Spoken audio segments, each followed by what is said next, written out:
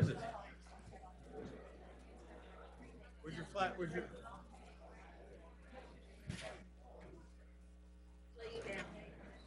Taking a nap?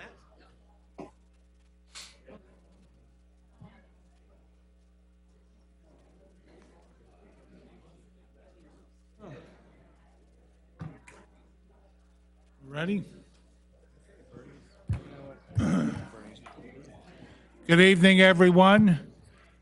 I'm going to call the meeting to order with a short prayer and a salute to our flag. Almighty God, grant us the wisdom to make those decisions that are in the best interest of all of our residents. May the Heavenly Father of us all bless those who have given the ultimate sacrifice in service to our nation, and may He watch over and protect our servicemen and women now guarding the gates of freedom. Salute to the flag. I pledge allegiance to the flag of the United States of America and to the republic for which it stands, one nation, under God, indivisible, with liberty and justice for all. Terry, statement of publication.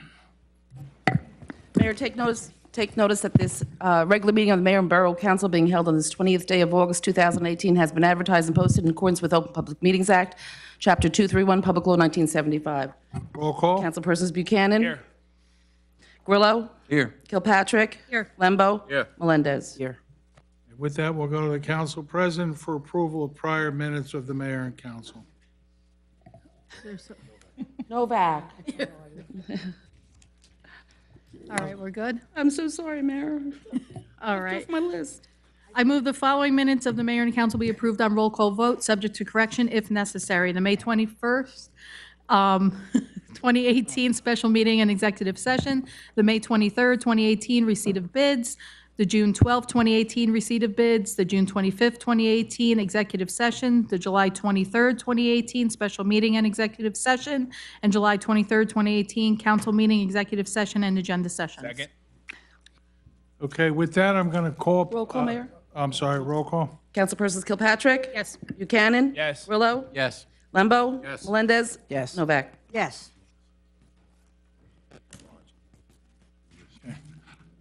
We're honoring many of our borough residents tonight, but also tonight, we're saying goodbye to a resident of 93 years, a highly decorated veteran of our armed forces in World War II, a local attorney, a local assemblyman, Edward Kalaji. If we could all have a moment of silence.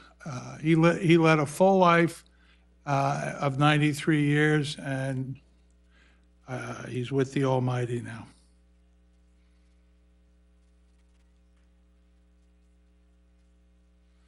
Thank you. At this time, I'm going to call forward the Saraville Police Chief, John Zabrowski.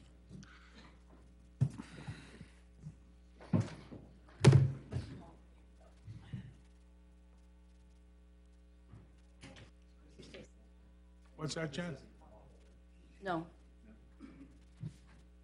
The mayor and council.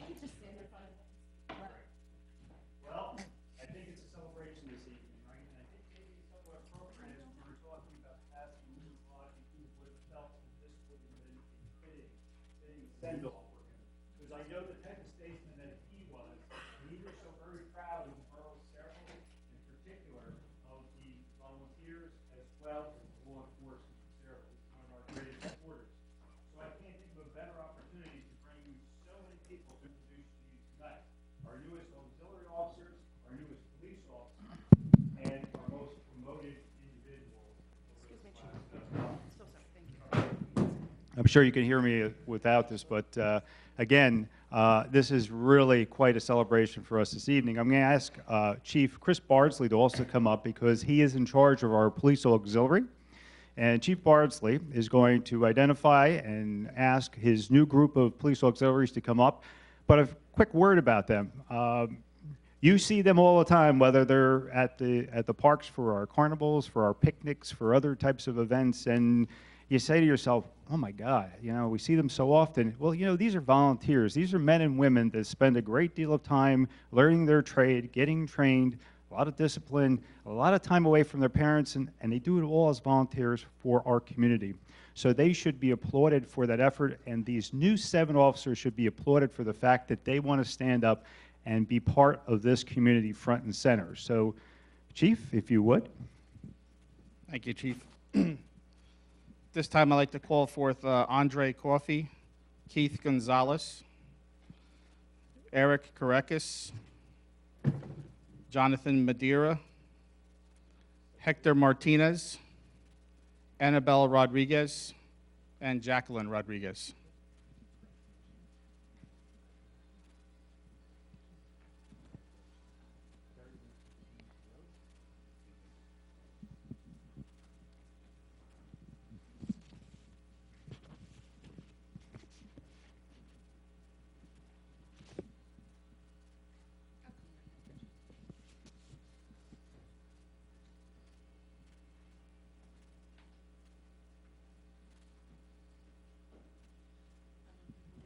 Hands on the Bible, one by one.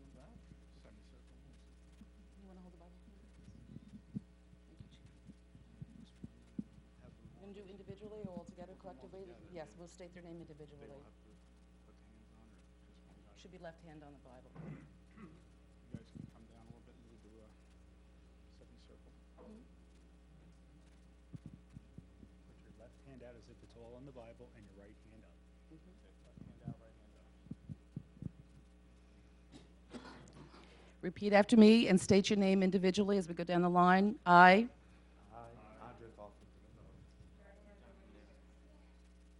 do solemnly swear that I will support the Constitution of the United States and the Constitution of the State of New Jersey, that I will bear true faith and allegiance to the same and to the governments established in the United States and in this state, under the authority of the people, that I will faithfully, impartially, and justly perform all the duties of several auxiliary police officer of the Borough of Saraville, according to the best of my ability. So help me God. Congratulations.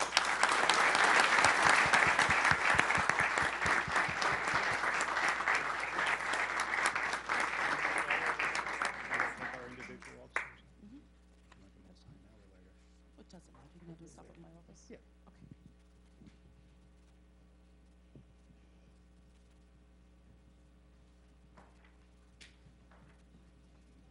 Here you go, Chief.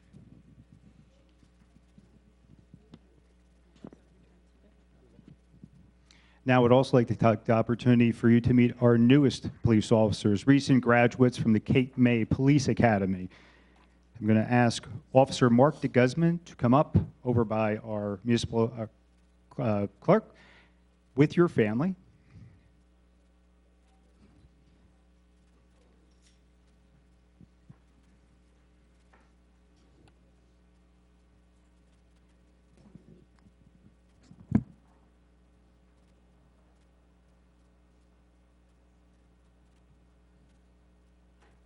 Rutgers, could you do us a favor and move that screen a little bit?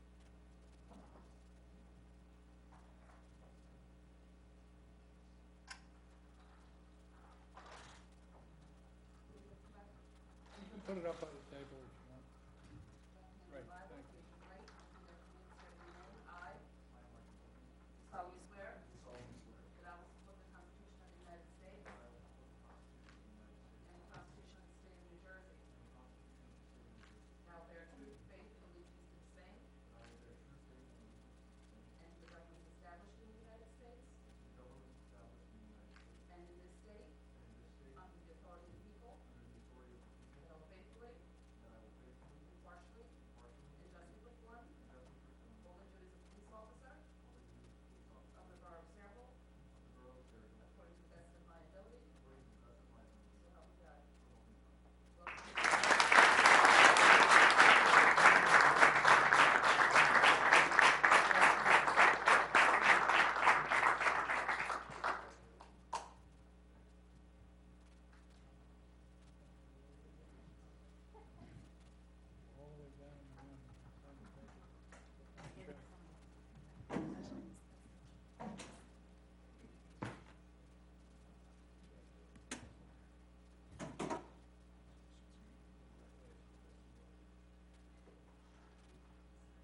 This way, officer.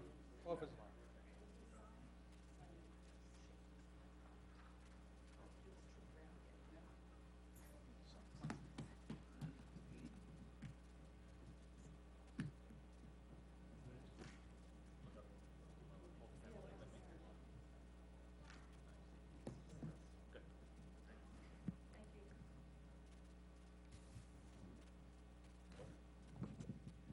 Officer Cheyenne Grant and her family.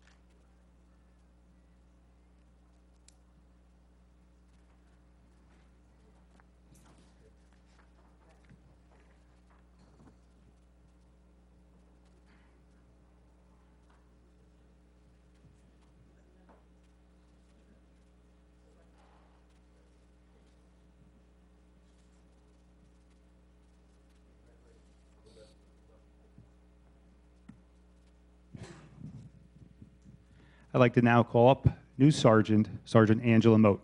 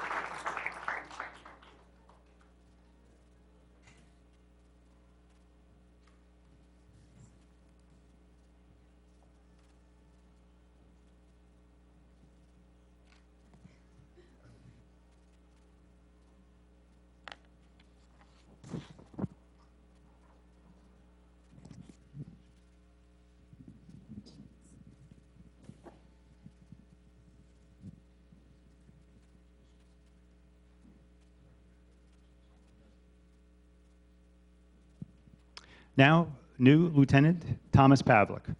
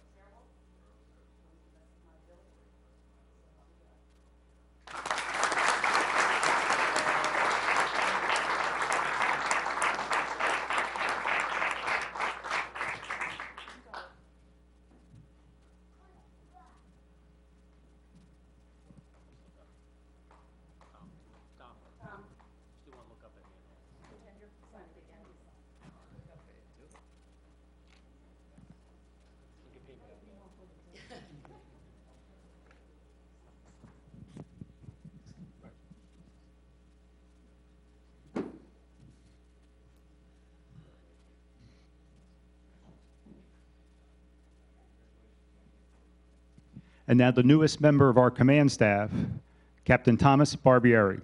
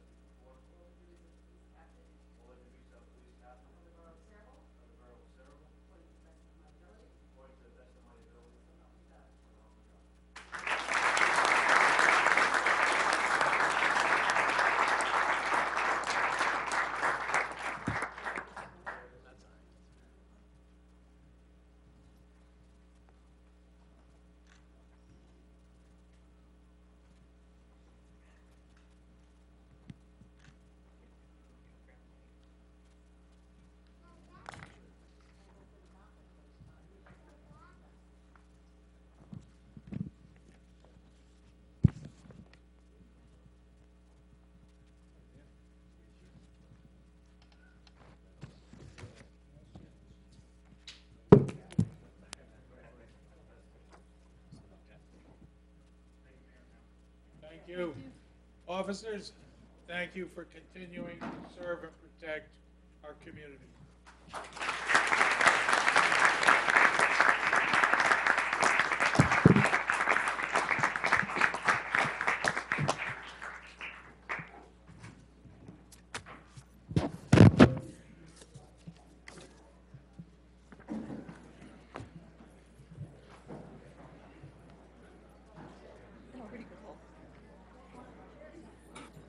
Everybody leaves. Everybody out of the pool.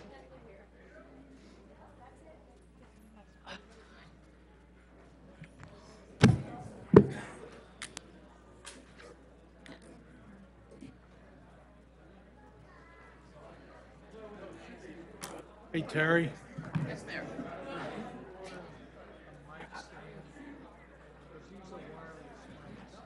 Because you can't hear them, they can't hear you give the oath, and you can't hear them recite. Hold this, but it'd just be hard. Just get Another stand? stand. I'll see what he can do. And then, if you want to break into song. Yeah, right. I'd clear the room, you kidding?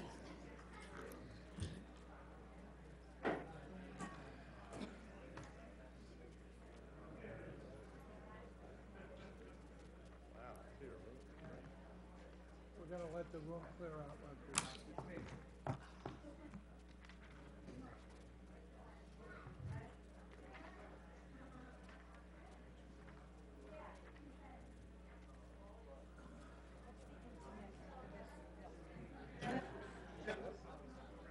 Do you have more, because I didn't have the language here, and, did you get one, Mike?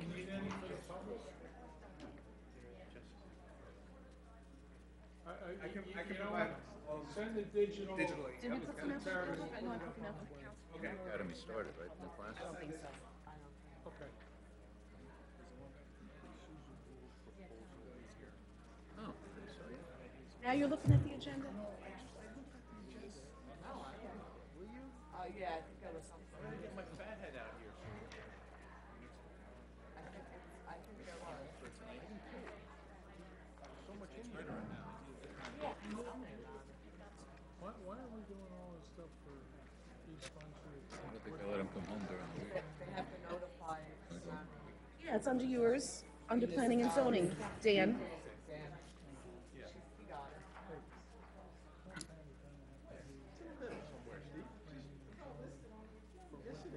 Steve, Councilman, it's under his agenda, under planning and zoning. First item. Oh, I know. Abbreviated version.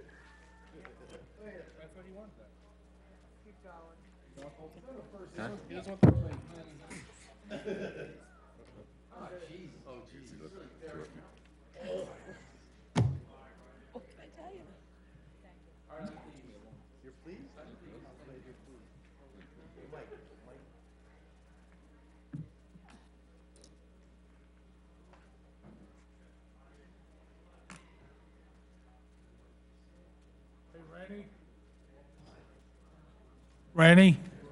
Ren? Could you close that door, please?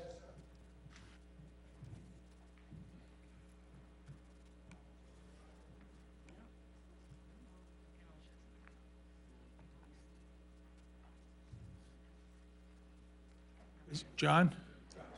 Go ahead. If you would first introduce yourself for the record. Would you hand him the microphone? Thank you. Is it on? Hello? Okay. There you go.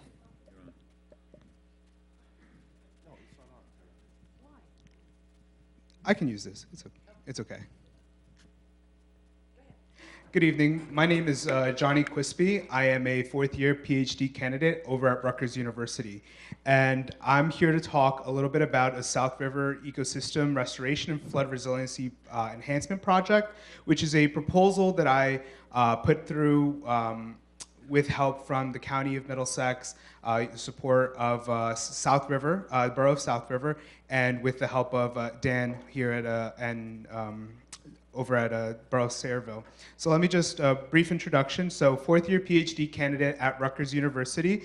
I specialize in my area of study in understanding the impacts of sea level rise, particularly understanding how future storms and future impacts from tides are going to impact coastal communities financially, looking at the socioeconomic impacts and ways that we can mitigate some of these damages through nature-based defenses.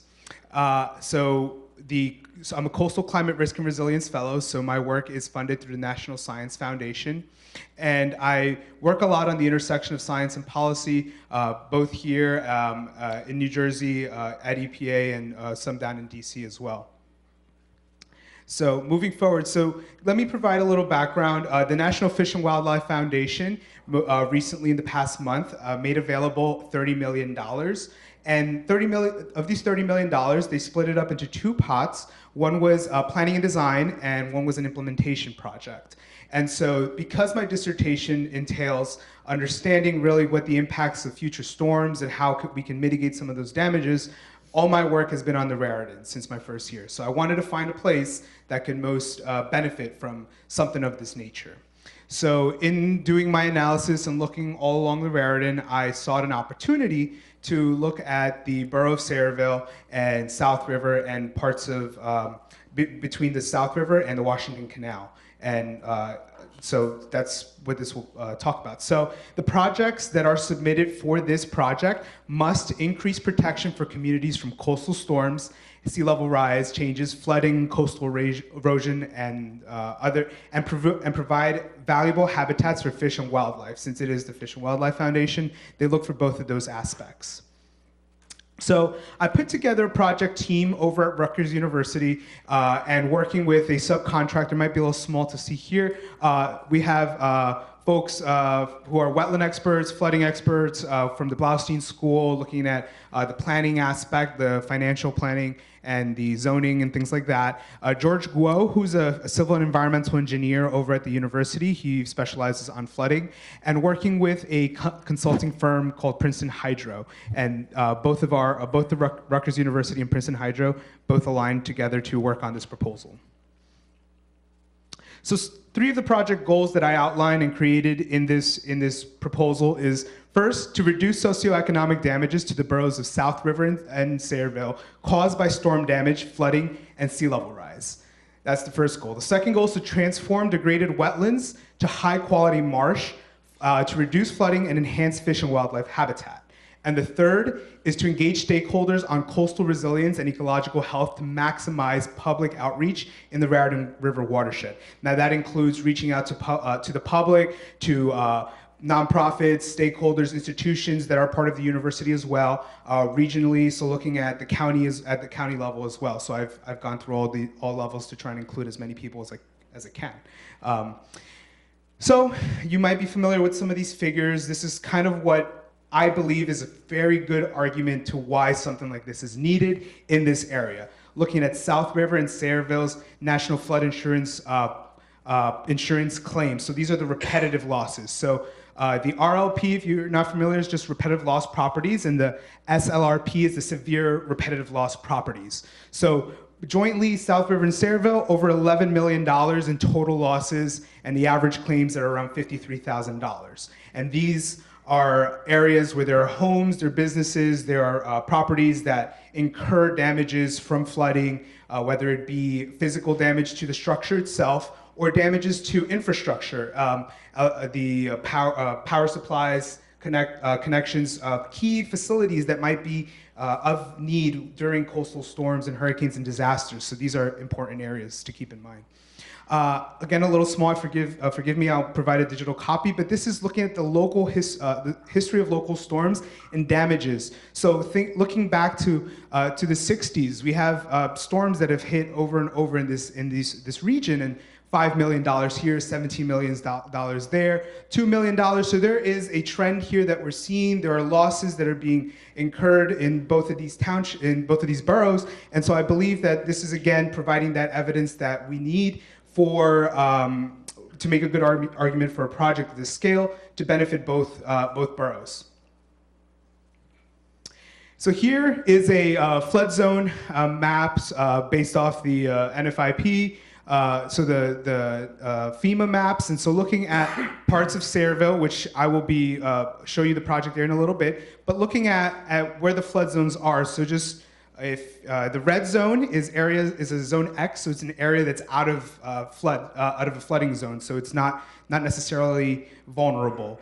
Looking at the AEs, the AE, which is this striped line, it's the 100-year flood zone. So the probability of that area being inundated due to a 100-year storm falls within those lines. And then the 2%, the little blue area, which is right in between the X and the 2, is the 2% annual chance. So again, a little more just providing insight as the probability of those areas that could be impacted by storms.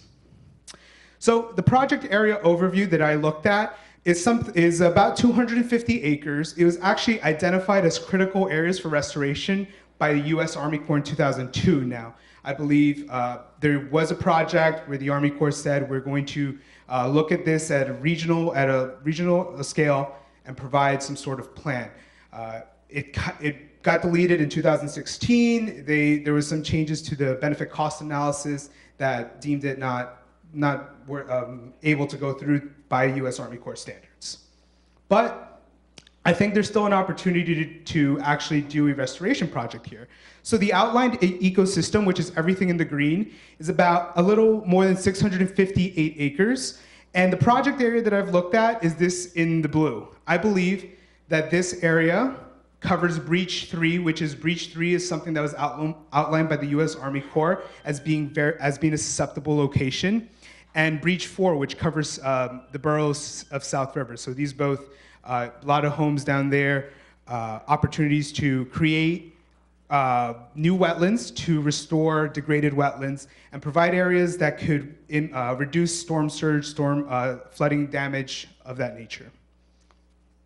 And now here is a projection of what sea level rise, 1 foot, which is our conservative approach right now, might look like. So we see a lot of key areas around here starting to be flooded under 1 foot of sea level rise. Now, if we put that up to 2, we have further inundation. So what this provides is a higher starting point for storms and for future floods. So if we have a higher tidal range and we have a higher level of the river, the Raritan, or South River, or the Washington Canal, we have a higher point where the water's starting from. So increased storms, a larger storm, would exacerbate the impacts of that flooding. So I believe that this also provides a good argument as to why this would be a good area to do this work.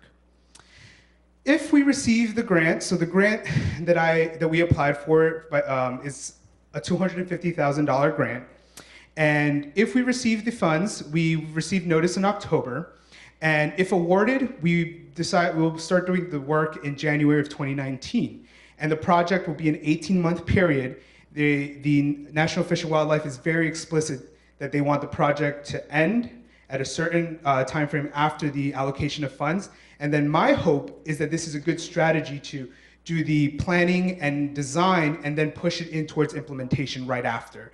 And so NIFWIF at that time will also release funds to do implementation. And so that's the idea here, to take this from being an engineering design, get it permit ready, get it through all the hoops that we have to go through, to once implementation funds come out, apply for those implementation funds. So with that, I want to just open this up for any questions, concerns, thoughts you might have, and I want to thank you for your time. So Johnny, just to make sure, so Yes. the mayor and council understand, you're applying on behalf of both of the municipalities for a grant of $250,000. And how much of that grant does the borough, or let's say Sayreville, would need to match? Yes. So as part of the National Fish and Wildlife Grant, we are in order to be eligible to receive or even eligible to have them look at our proposal, we have to have a one-to-one match. Now, for $250,000, the university has put forth $128,000 in match. Sayreville and the county have both matched as well. The county has put forth $18,000 in-kind contribution, meaning time from the county engineer, planning to assist with procurement. South River has done so as well. And I have a few, Princeton Hydro is also putting forth some of the in-kind contribution. Now, my ask is for a $17,000 in-kind contribution from the borough of Sayreville, with aiding in perhaps having the borough engineer look through our plans once we have them set in place, access to information, perhaps old records, maps that could help us in our research storms, particularly all that historical stuff that might be put away in some archives or something of that sort. George, what happens if it exceeds $17,000? Let's say the scope of work that you request exceeds the $17,000. I will do my best to not exceed that amount. I will do my best to budget and work within whatever the borough provides. And your deadline? We When already do- submitted this. When so- do you need to know from us? I was hoping for a council vote today, perhaps, but if unable to do so, at the next one, perhaps, if possible. Have you worked with our engineer yet to go over the scope of work? No, unfortunately, I did not have the opportunity. The Okay. grant came out, and we had a 3-week turnaround period. Okay. So I did not have the chance. I did communicate with Dan a little bit, and that was just as much as I got to. Jay, you have any comments or questions on this? Council's interested, we'd be happy to go through and help and offer our services to provide whatever documentation needs. Council, any questions?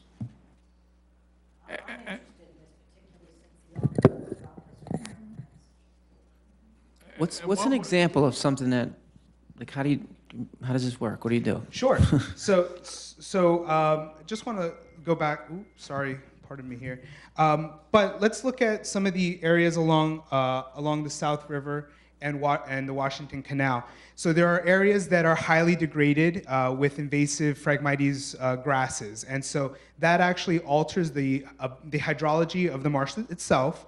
So the marsh is now not only able to hold to be more effective in a storm per se, but it also doesn't provide the amount of habitat and the ecological benefit of native grasses per se. Now there are areas along both along the South River, primarily this one right here that I'm most interested in, and this is right on the Sayreville side. and it has the. Where on the Sayreville side? So that is right over here. Is that, Right Jay, around is that down by William Street or the South River Bridge? South River Bridge is right here. And what's happening there, George? So right here, this is a picture I was out on the river 2 weeks ago that I took, and this area was actually suggested in the Army Corps Engineer and the Army Corps Engineer project to be the best area for restoration. So in going through that the 2002 report, they identified this, and I used that information to then build upon it and say, well, how about we take this area, and as you can see, there's some open water here, so there's not really a marsh per se, so it doesn't have that capacity to capture floodwater or to have any ecological benefits. But with a little bit of perhaps thin layering process, planting native grasses, promoting sediment growth, so changing the microtopography of the marsh itself, this could be acres of wetland that could be added. And that increase in acreage then increases the flood storage capacity, could increase stormwater retention areas, and other beneficial impacts. George, is this similar to wetland mitigation? It, And the reason I ask is when they built the new Parkway and Route 9 and Route 35 bridge, the borough engaged with the DOT on a fair amount of Yes. wetland mitigation. So I just want to caution you that you may or may not be in property that was mitigated. Secondly, we had Rutgers come. You're familiar with the Weber Avenue area and MacArthur Yes. Avenue?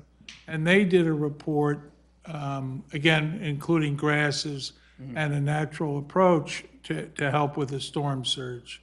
Okay. Is there a coordination? Not quite. Not a coordination. South River said the same to me, and I checked internally. I don't know who at Rutgers did that. But if you guys have that information and could provide it with me. No, I know. I'm just looking to make sure we don't have, A, a duplication of effort, and B, we don't have a conflict of effort. I don't believe so, no.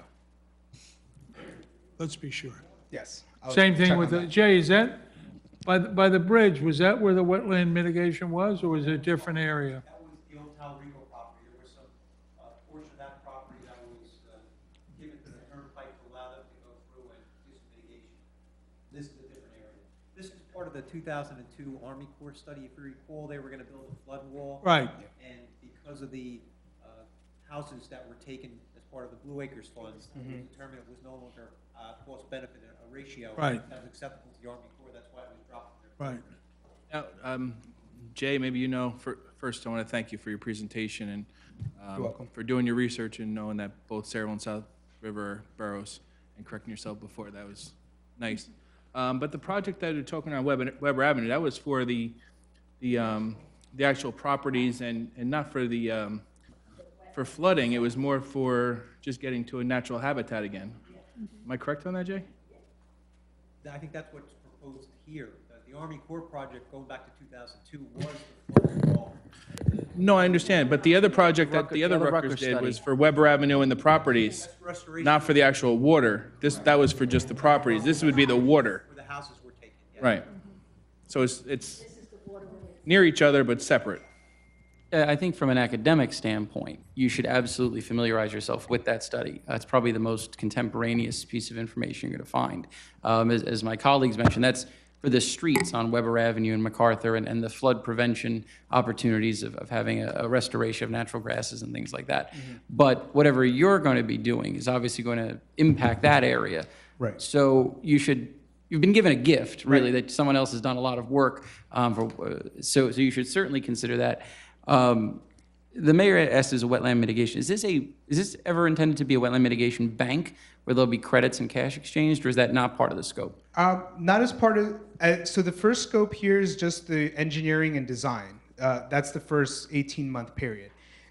As we move forward and we reach the implementation stage, there could be avenues for how do we move into leveraging this? So NIFWIF will apply for a $3 million grant, and as part of that, again, we'll be required to come up with certain matches for that process.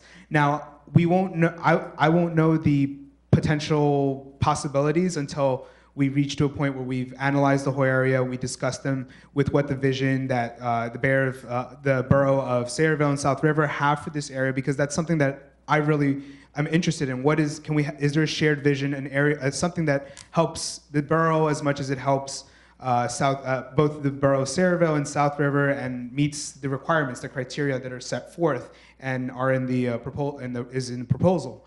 From an academic perspective, I'm carrying out the implementation, planning, design, engineering phase. I only have about 2.5 years left, but my advisor will carry this on after my tenure at the university ends. Mm-hmm.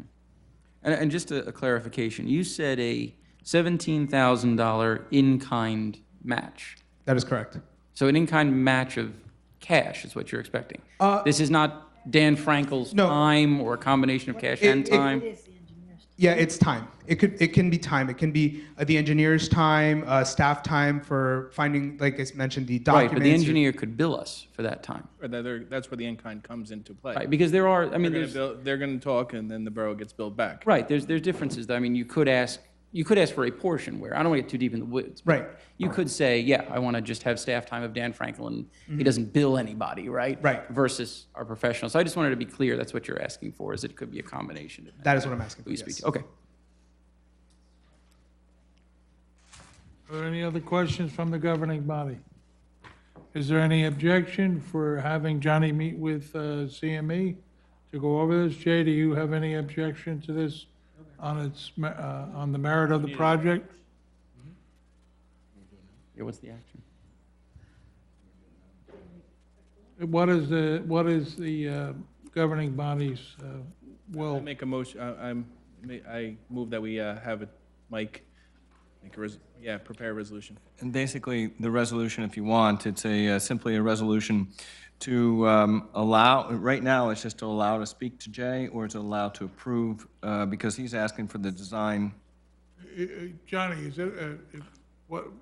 Are you asking just to We're talk? cautious, conservative people. So if you first went and met with CME, went over this just to be vetted. Right. And then we would have the resolution at the next meeting. That's fair. Sounds fair to me. Objection to this? The resolution's going to also have to have the caveat on there, if he doesn't get the grant, then what happens then? That is right. Right. So, we have to Is make it sure worth this- this- he didn't get the drafting a grant, they don't do resolution and discussing it if he doesn't have the grant and won't know until the end of the year? Middle of October. But part of the grant means that they need to have the one-for-one matching. So That we is have to correct. say They need okay it on during application or after award? So prior to the application, I had to provide letters having some sort of in-kind contribution, having the match, saying that we have the match already. John, can we do a letter of intent?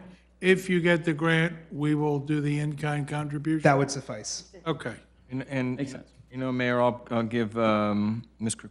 Quispy my card, and I can work with him to make sure we can put this on the next agenda.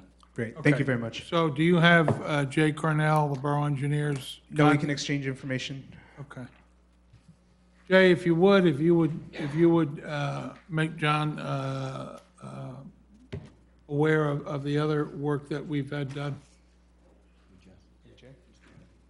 Good luck. Are we all in favor of this approach? Yes. Okay. Is there anything else? That is all. Okay.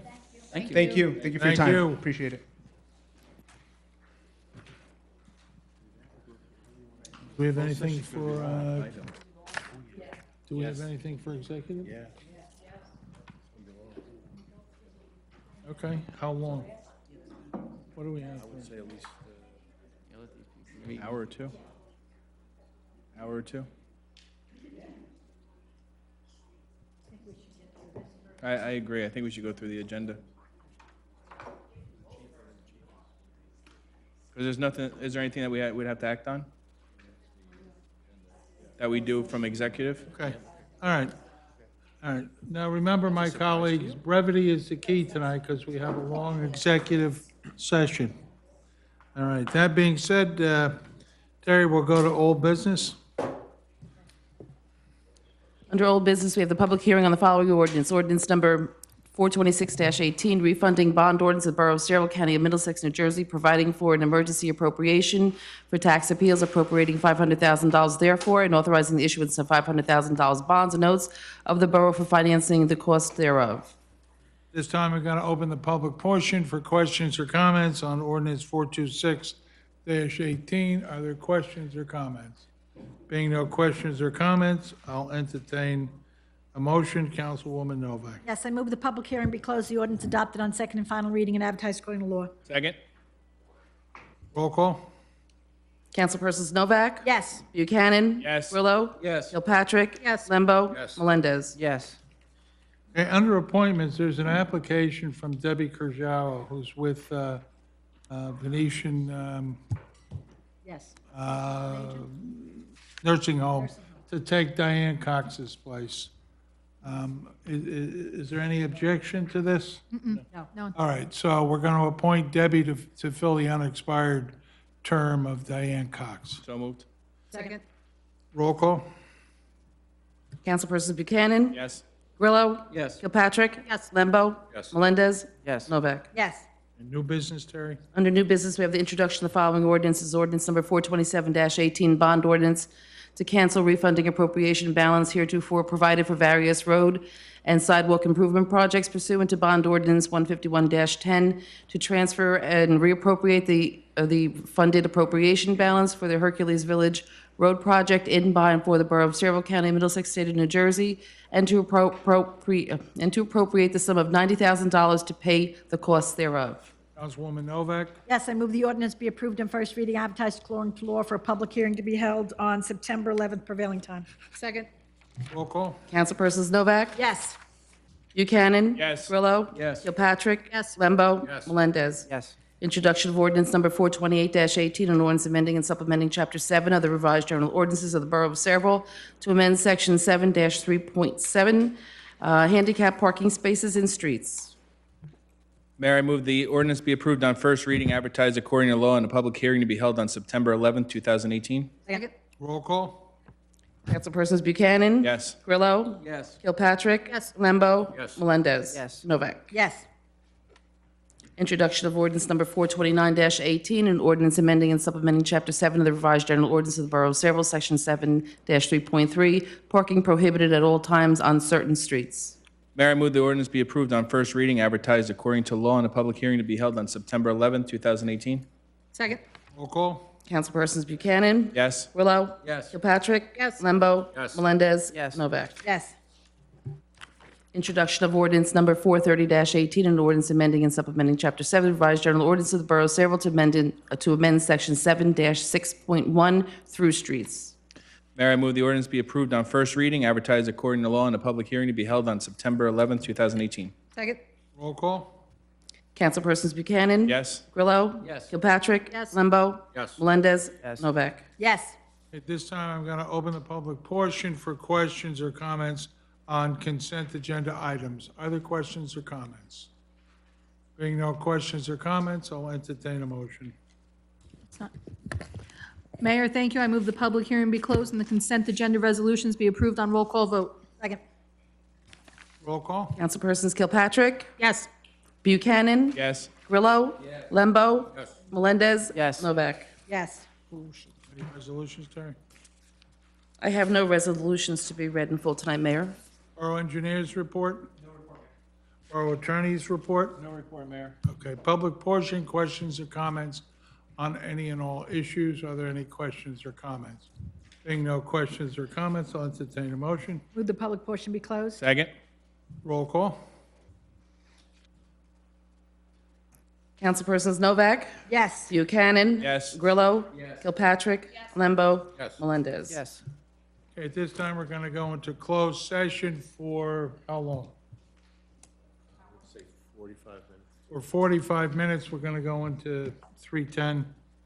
Go ahead, Councilman. Yes, whereas the Section 8 of the Open Public Meetings Act permits the exclusion of the public from a meeting in certain circumstances, and whereas this public body is of the opinion that such circumstances presently exist, now therefore be it resolved by the mayor and the Borough Council in the Borough of New Jersey, County of Middlesex, State of New Jersey, the public portion of this meeting is hereby adjourned in order that the governing body may meet in closed private sectionally for approximately 45 minutes to discuss the following matters: contract and litigation. Following the conclusion of said closed session, the governing body shall reconvene the open portion of this public meeting to consider any other matters which may be properly brought before at this time.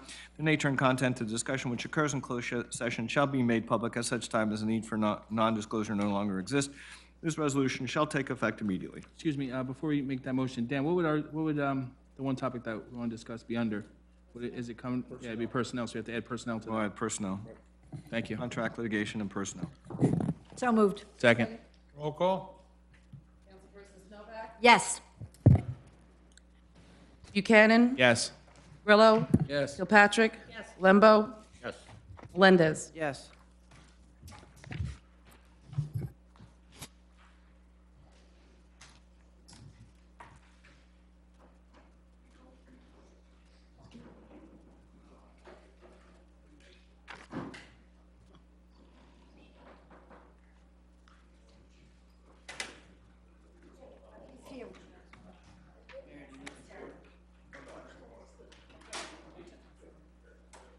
Nobody will. Yeah.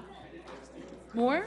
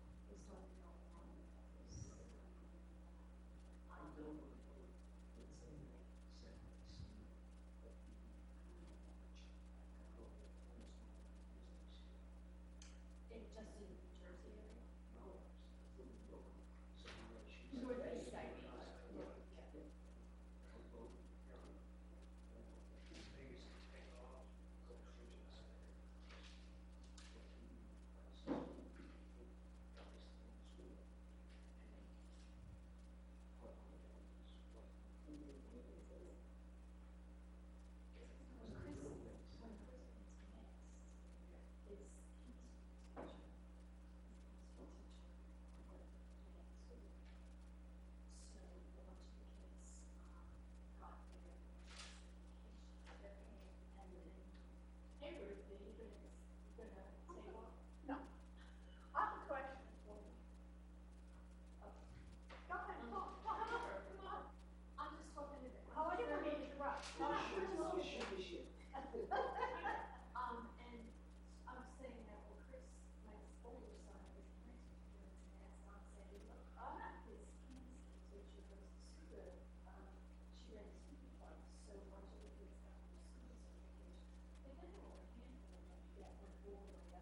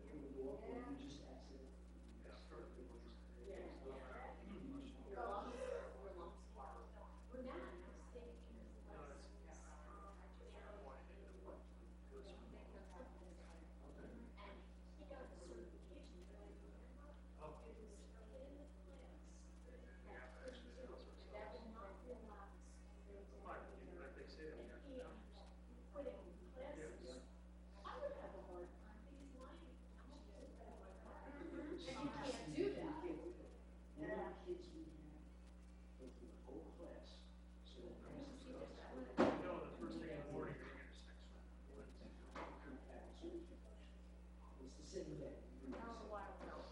Did you say your son was pardon me, did you say your son was math? Yes. My daughter was.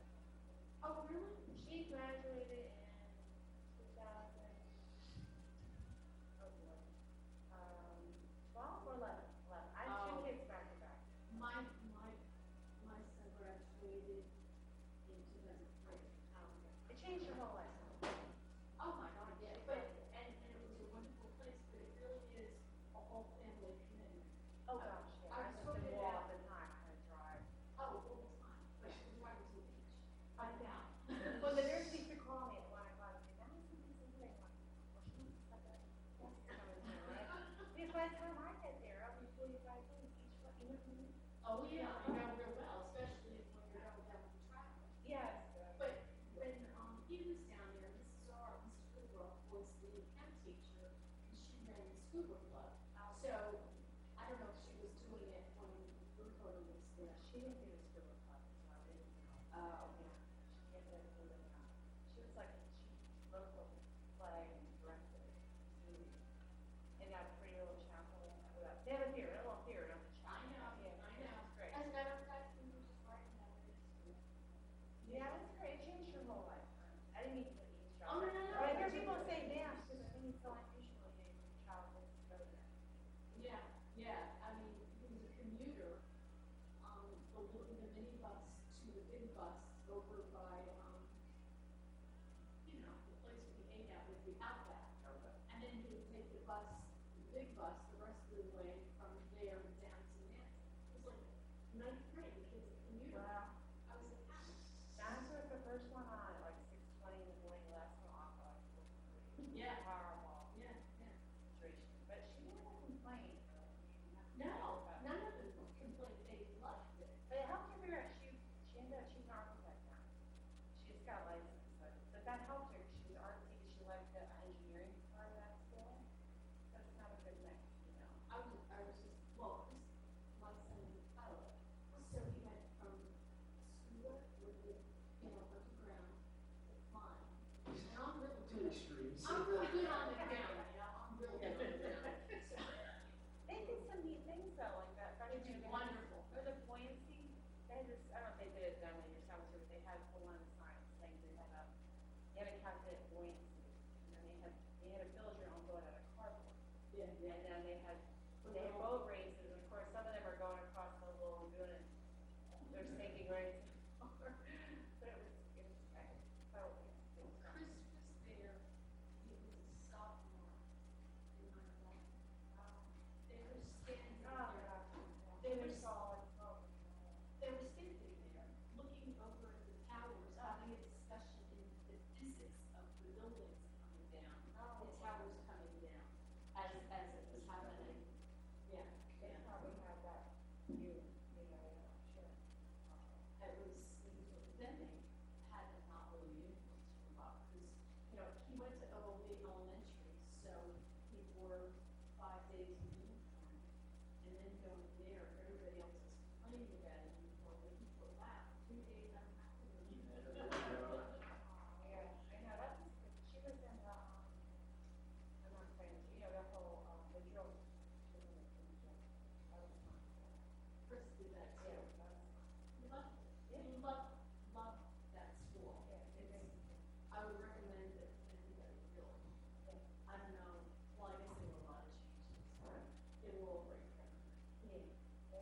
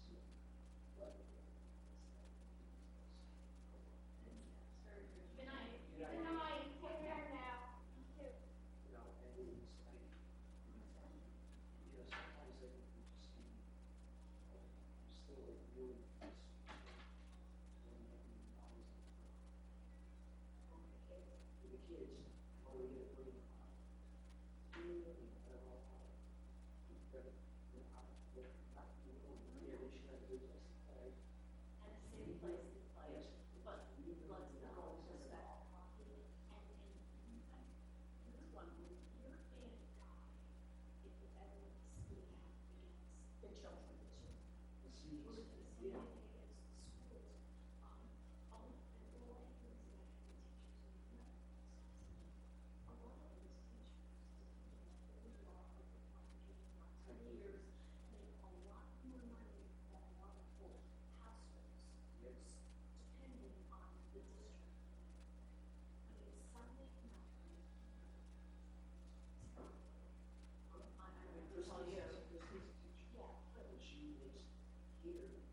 made as much or less than what she's making in the. Yeah, so I'm so tired of hearing on television everywhere, because I know that your son that made it to you. Like I said, with complications and years. I have my son teaches at this school. Oh, he does, it's great. Oh, he's been here for 15 years. Well, yeah.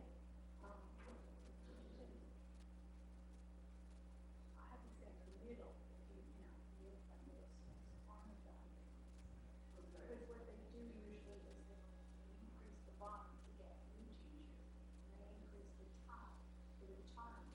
And then the middle gets, and my husband was a teacher for 38 years, so we know the middle. So it was good to see in Sayreville that the middle got somebody, because that's gonna keep some of the better teachers. Right. Sayreville, the Sayreville loses a lot of teachers. My daughter, what was with the spread, she couldn't even hear this, yeah, it's not 2009. Yeah, so, I mean, you can't across the board, some are making, like, our school board is still a budget, right, our taxes, less water. Not like, and it's 60% of our real estate taxes. The school, I'm not saying that we're over, it's only about paying.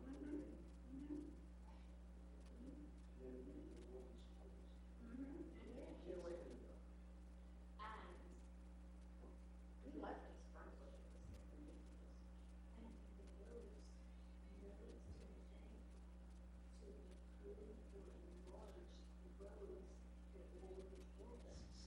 But that's not, where can you do? Well, that's my question. See, and that's the thing, banging 7, 8 months is, it's the schools, the underestimated, who has a 42 kid? Yeah. First trimester. Yeah. You know, it's not structure. Absolutely. I don't want to get around those. They're not going to like a lot. The roads are just. They go on. You can't increase. I just believe, I think that's. I live in Fort. You can't go through that. I have to. No, I either won't go or the next. Yeah. Yeah, the other way. Yeah. And back home, you can't. I worked on the buses. Special needs, the minibuses. That's my life. In my life. I probably would try still with, yeah, well, I did it for 4 years.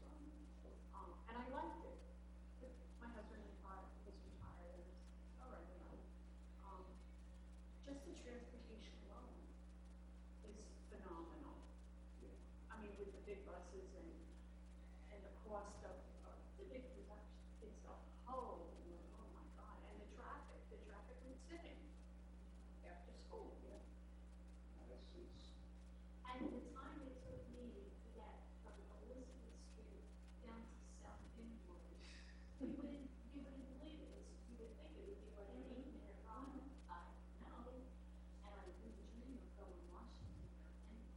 And I don't know. She's going down to Shoppers. Oh, that's the first time.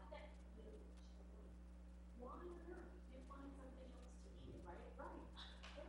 Because between the high school and the middle school getting out, and then you have the grade schools getting out, like in a little later on. Listen, I'll give it a meal for you for this. I'm still asking the question.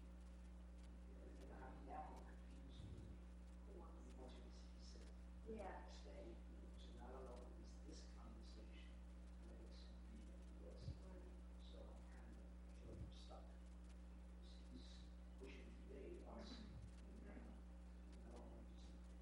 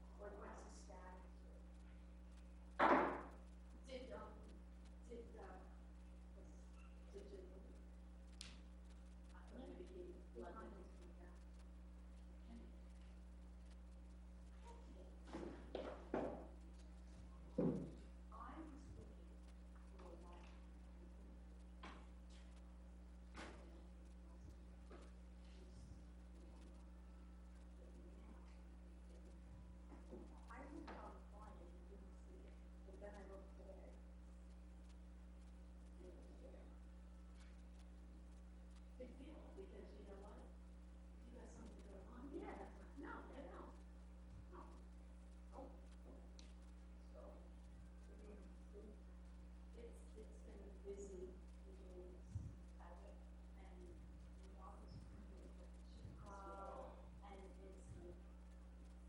it's throws me off. But when he's swimming in the water, he's on course, he's on course, so he can fall, obviously that's not. But he's close. You know, we could bring down roots for the high school. Yeah, right. Shift my interpretation because that's nuts, especially in the winter. There are people who live in this area and they moved to Point Pleasant, to Snowfalls, to, you know, to Brick. And are they, do they, yeah, they have like a city term on the too. Oh, wow. So it's like, we're going anywhere to talk. Yes. Here. Where does he work? Oh, he works on Cheese Creek Road in Ashland. Oh, so why would, yeah, no, we're not going anywhere. It's like, well, he lives in Wilson. Okay. He works in Jersey City. Yeah. Oh, wow. So he's on all the, even like you said, one is actually. Oh, wow. You know, and, you know, that he wants to retire too. But everybody is making. You know, they want to wait, one week before stuff. Right. It's expensive. We have a big home. It was a car. Yeah. Johnny's 50 years old. Oh, God. You know, but seriously, it's just getting back. My sister, she does about 30 years ago. And she's been home, the kids are gone now, she's been living in Delaware. My house in Arizona, but you know why? I know why. There are none. I know why. There are none. I know exactly why. Why a lot of people are buying a brand new house, they want a bigger house, we're going there, she's closer, but, man, that's really changes climate. So Arizona was changed, but now they come down. I mean, two of them used to, Phoenix, you know, in Arizona. Well, my sister's here. My sister.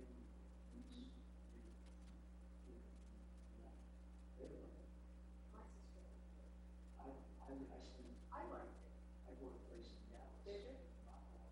Finished out my career at Oh. I was, so they wanted to go, so I went.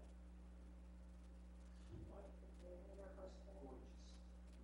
Taxes we are in on, what they call 80, it's not very high. Close to community center. Taxes, 2 million. Green house, big car, right? But this is the Q and Edison's house. 1,000 miles. That's like you said, 4 bedroom, 3 floors away from which is in the warehouse. But it won, when you 65. So 1,000 a year. Times to 500. There's a 500 and change around this. And the only downside is she complains that, you know, I gotta pay for my college. I said, She's from New York. yes. I said, Fred, I said. That's what it costs you to go through the tunnel. Yeah, I said, yeah, you know, I said, I'll switch with you any day. The flip side is the education system. Yeah, first, and she has 12 kids. I mean, that's why a lot of the retirees are going to Look at all the South, all the states. I have to go alone. I want to see, I know, I hate cold. I did okay. I don't like the hot weather, but out there, up there, it's 108, 110. I tolerated it better than I do here because it was 10% humid here. Yeah. I mean, the last few days over Rich here, doesn't and love walked it. out the door. Oh, you couldn't stand it. It was terrible. My first boss, when I started working,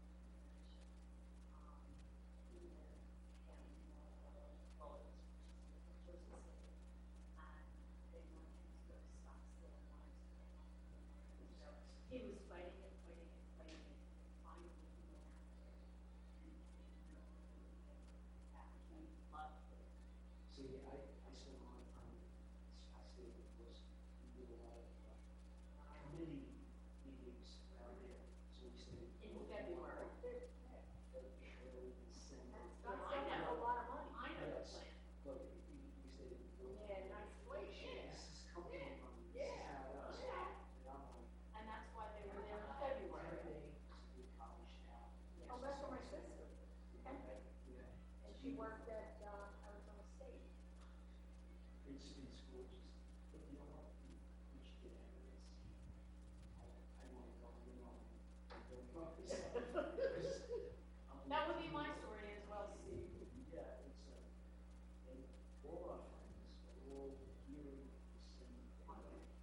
And, you know, they have to, you know, if you want to survive in the Yeah, but you know,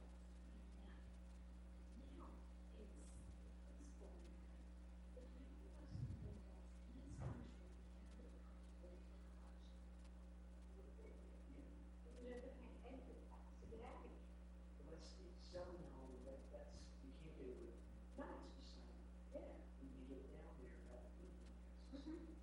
your cost of living for your home and all that stuff is. And the lifestyle. The lifestyle, I know what it is. Who gets in the car, that kind of stuff is simple. Yeah.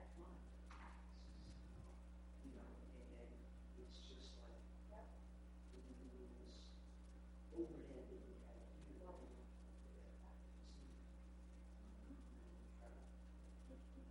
Well, it's harder to drive. My best man just bought a house. You know. And he's like. They don't tax your pension. They don't, Social tax all Security that. is not taxed, but it is taxable if you make over. The last one was like 49. So for the pension, and Social Security, they exceed that. It's taxed. Yeah. And they have a local state.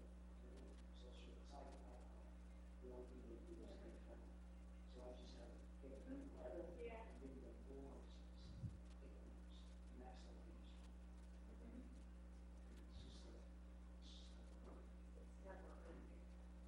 and I don't care who happens home and all that stuff, the insurances, this thing. I don't think the guy that did it in there, that was screwed. I want to learn. Right?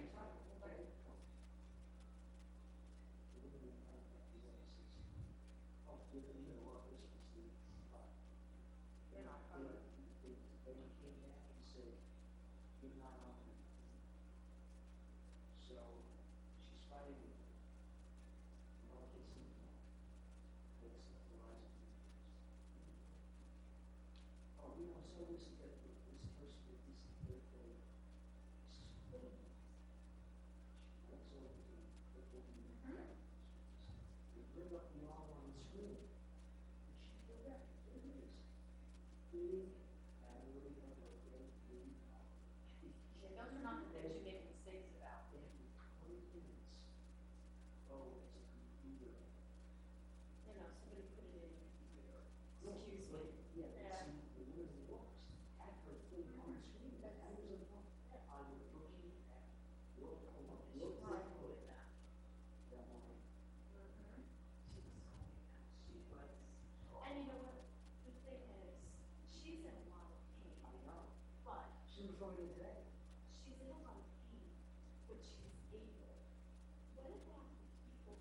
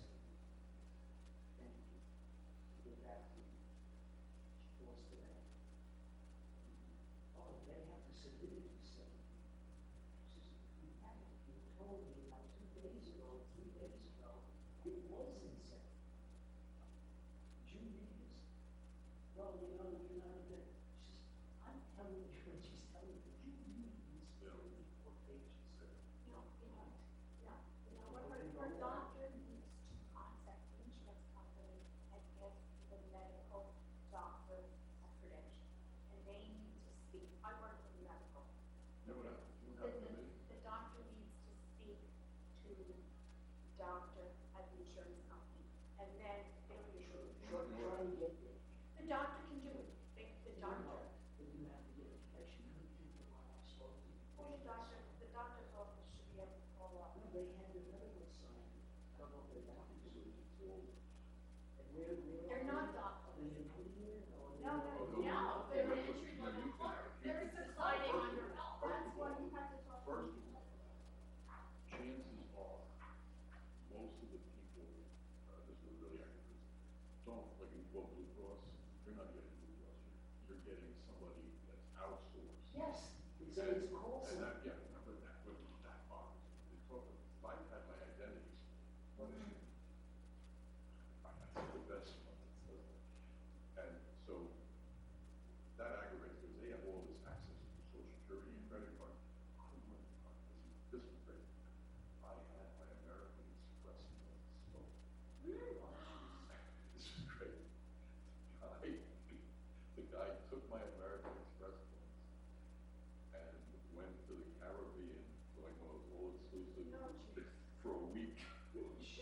So I got some, not too, probably an outsourced person that wasn't too smart on the phone. That wasn't too smart. I said, are you going to prosecute? He says, if you don't have many people. No, so I said, he's going to get away with it. He said, yeah. I said, good. I wish I could do that. I wish I could. So the guy went, and I got my points back, but I said, I hope you had a good time.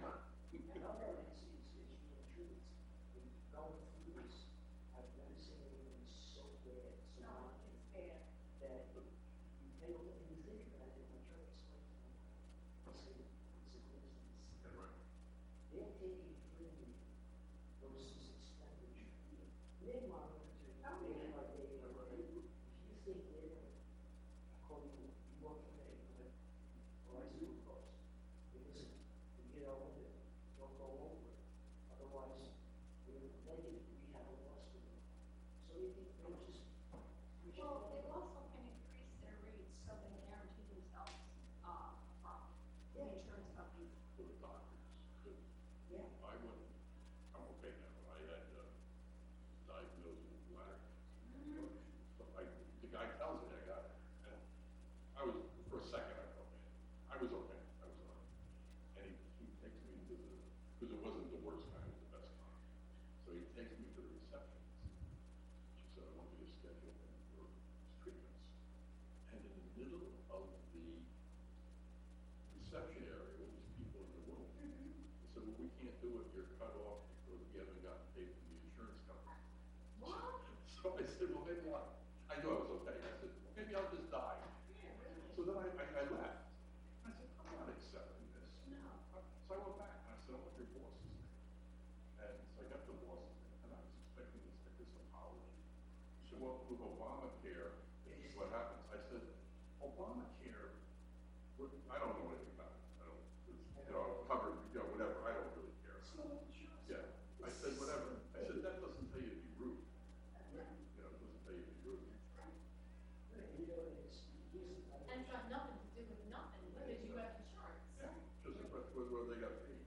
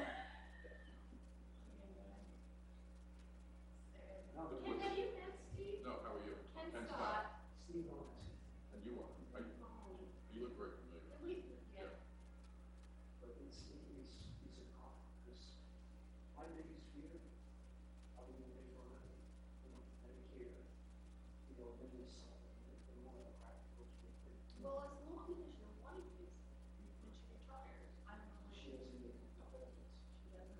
Where's she working? She's a parent. Oh, yeah, yeah, yeah. No. So she's. What's Sarah? Sarah, yeah, so she's on the.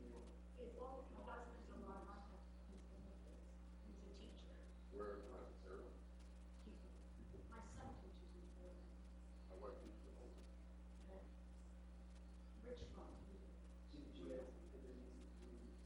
Teaching and all that.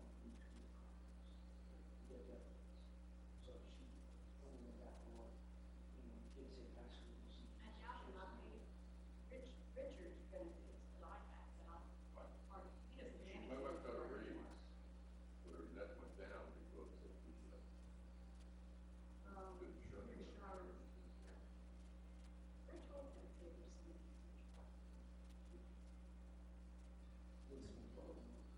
He's retired from the railroad. My father was a very good worker. Him and his wife, get this, he's 60. Likely to be railroad. Yeah, so, Railroad, and he is, full social security is at least 66 in 2 months, and 62 in 20. Then at 66.2, that drops, he collects social. See, my father could only collect railroad. My father could only collect railroad pension because he didn't pay, they didn't pay Yeah, his right there, salary yeah, in that's 2 right. months. I remember, of course, I remember working on a part-time job, and it was a guy, it was a post office, I remember that they, this was years ago, and a guy worked at the post office, and they got something like that, and he was working at this company part-time, so he could get the social, get up to social security. Yes, in the quarters, yes, and he worked there for like a couple of years, part-time. Just, I remember that, he seemed, well, anyways. My favorite, he's a year old. I love when we listen to the news now and they say his elderly grandmother is 62. Yeah, right. I mean, I'm like, oh God, I'm just I just, I read a lot of books. I read about Franklin Roosevelt. He was terrible. He was only 62. Yeah, was he? Only Only 62. 62. Oh, wow. I know, I may see pictures of him like the last year. They were talking about his blood pressure the last year was like 220 over something. I watched some movies and I want to read something about Winston Churchill because Roosevelt, Churchill, seems to me. I haven't read anything about Churchill. I've read a lot about Roosevelt. I read about Eisenhower. I like Eisenhower. Eisenhower did the best thing. I always use this in things. Everybody blames everybody. I use it in politics. So they blame everybody. So it was D-Day. And it was like bad. The weather was bad. But if they didn't go on that date, they were going to have to wait 2 months. When times were. And I want to, this is, he went to the weather guy, said, I want you to know this is the most important weather report in the history of the world. No pressure. No pressure. So he had this, the guy said, you have this one window, and if you go there, you should be able to make it. I said, I can't guarantee. He said, well, if not, you have 1 million people waiting, literally 1 million people waiting for 2 months. So he said, go. Then he wrote a letter, as if, didn't know what was gonna happen, as if the thing would fail. He says, I took the advice of the weathermen, and I took the advice of my generals and my staff, but in the end, I take responsibility. Nobody does that. Nobody does that anymore. Now, there's something. Nobody, the kids certainly don't take responsibility. And here, and What? here, My brother is expert. Oh, really? Not sit here, of course. I'm old, but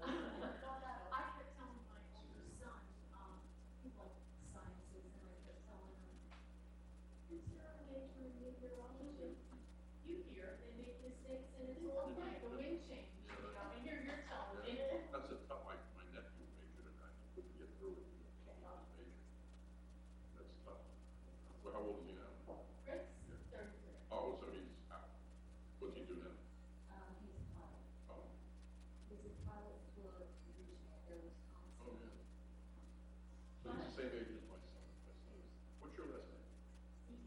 Egan. Did he play baseball? No, he went to, he was a cereal. Oh. He went to Nest. Oh. Down in San Diego. Yeah, yeah. You might be one with my neighbor. My neighbor was older. That's Tom Ness. He's my daughter too. My son was the St. Joe's. I know.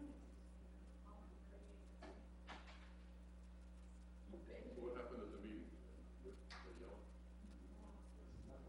No, after the swearing in, everybody left police, auxiliaries and promotions. Two police officers and promotions and Auxiliary. What do you think crosses you at church? Yeah, right, yeah. They're auxiliary. they all they look the same. No, they don't. They're like 12. And they're looking younger No, all I the know, time. you're, right? yeah.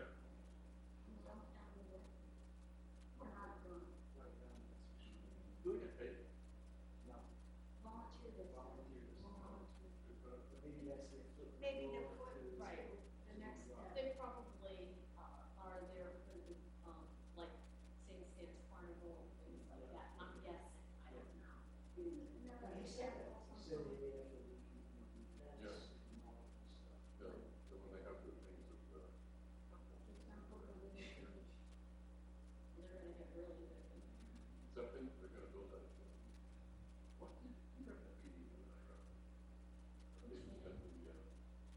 A Thursday? Yeah, Oh my God, I didn't hear any of it. I know, but he said something that there may be an issue with that. Yeah. What's the, I didn't hear what the issue was. I was so frustrated. So they finally got these mics straightened out, and now I couldn't hear a darn well, thing there. somebody filed an injunction. Stop, I don't know. My friend worked for this company that did my shopping center. And, in fact, they used to own the shopping center, where like the Walgreens is, the ShopRite used to be, remember? And so he was. Rex Jean area. Yeah, Rex Jeans, yeah, show your age. Yeah, he owned that, this company. So they built this big, I remember him telling me, like CMA every month, there's a big one now, CMA, see every month, he was telling me that they were gonna do this big shopping center in Watchung. Every month he was talking about it. And he was one day away from them actually starting the construction. They had a bulldozer on site. These neighbors didn't want it to happen. It cost them $250 and filed an injunction, held it up for 2 years. They can do that. I don't know. This, yes. Something like working out on the river, I'm not sure. The only thing is the application form, so they want fairness and things. But the probably, like you said, had to sign on. When you do those development deals, there's no personality, it's all numbers. If the numbers don't work, you remember that before O'Neill had the job, there was another company that had it. It was out of Boston. It was LNR Products. I was working. And they were gonna do, is, the way this thing was gonna work, is they were gonna build all these high rises. Like everybody in Jersey City. So that was gonna be, that's how the money was gonna run. So that's how the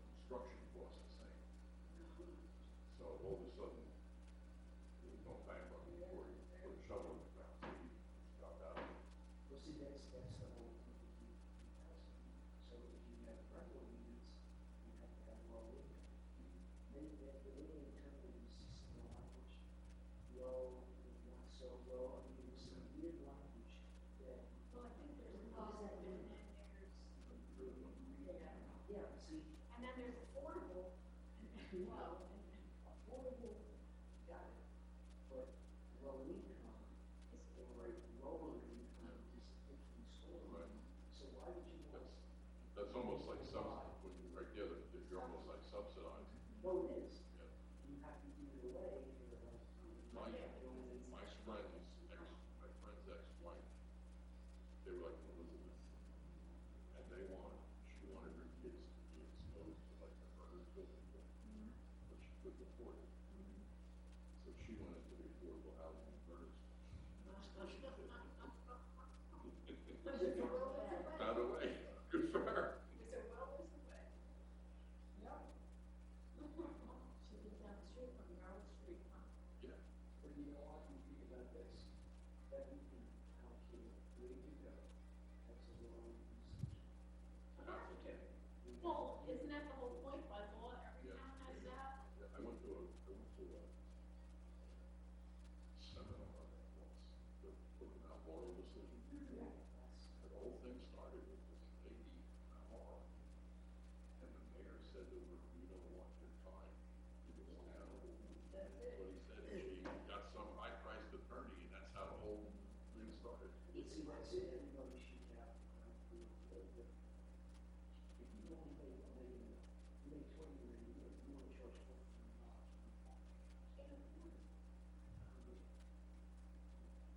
My woman's a single mom, she went to go back. She's right on the next one. So here, I'm living with the others. Her apartment, and this one together, combined. We're 2 miles over in Massachusetts. That was awesome. Where does she work? Wegmans. Oh, Wegmans. She works at Wegmans in Natick, Massachusetts. So she does it well. She, no, this is right there. She's 40 minutes It's like away. the guy I work with, he lives in Massachusetts, but he works in Rhode Island. She's the opposite. She can afford it. Yeah, we're loving the same.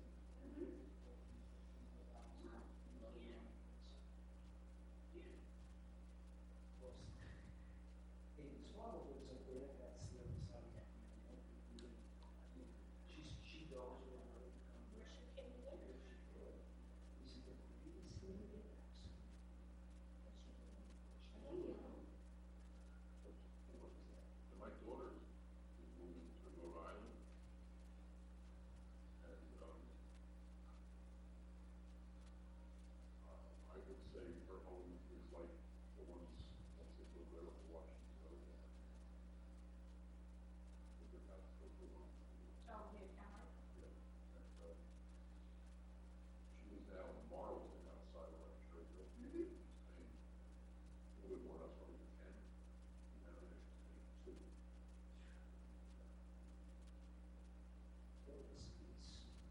That's what you gotta work on. It's a work for this company in Delaware called BlackRock, and one of their clients offered him a job, and he has to go once a month to Bermuda.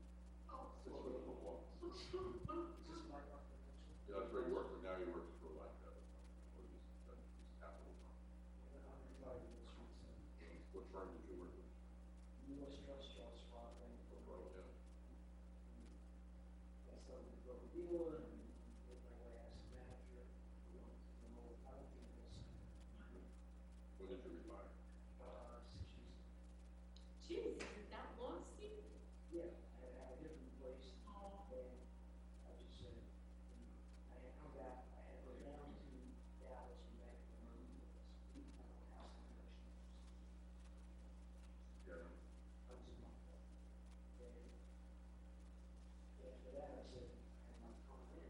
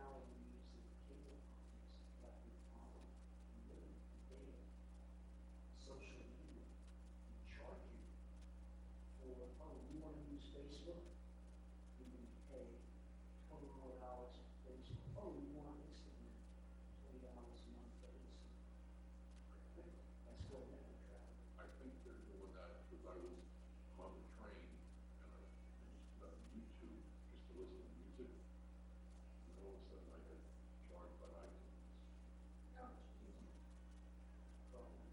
They supposed to notify you if you use fire service to be increased. Well, I don't have my Facebook account pulled up long that I'm using it. I set it up and I just started looking at it. I would drop that sucker like a hot potato. See, some people keep, I don't have it, but even my wife, who's not a technical person, or they won't. Everybody I know, Instagram, whether that is, Twitter, You're like the boss and editor, but I'm talking to her. She's doing her emails, so I just stopped talking. Just stopped. I'll do occasional text, whatever, but phone is fun.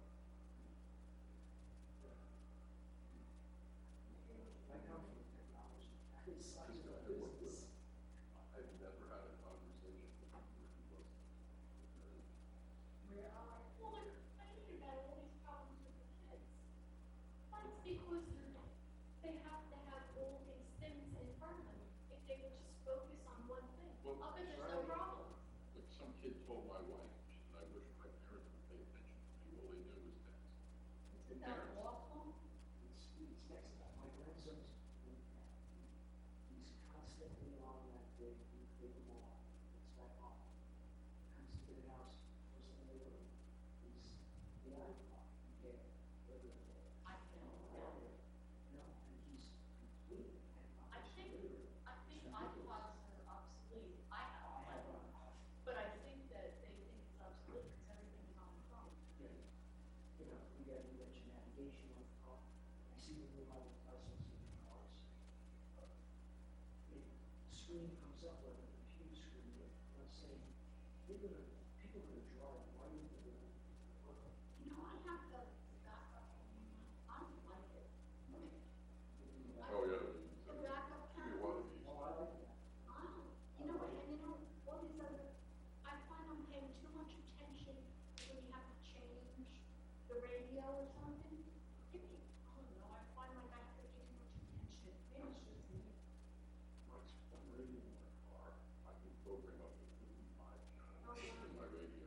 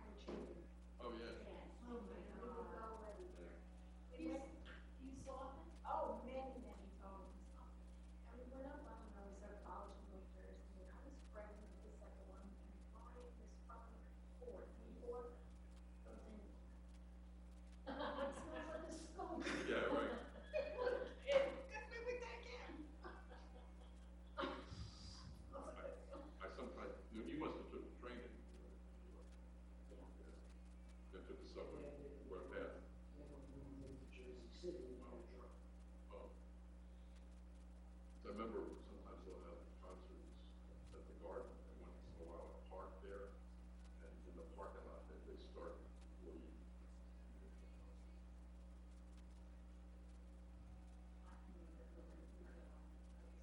Oh, my husband died and I never got to see. Who is it?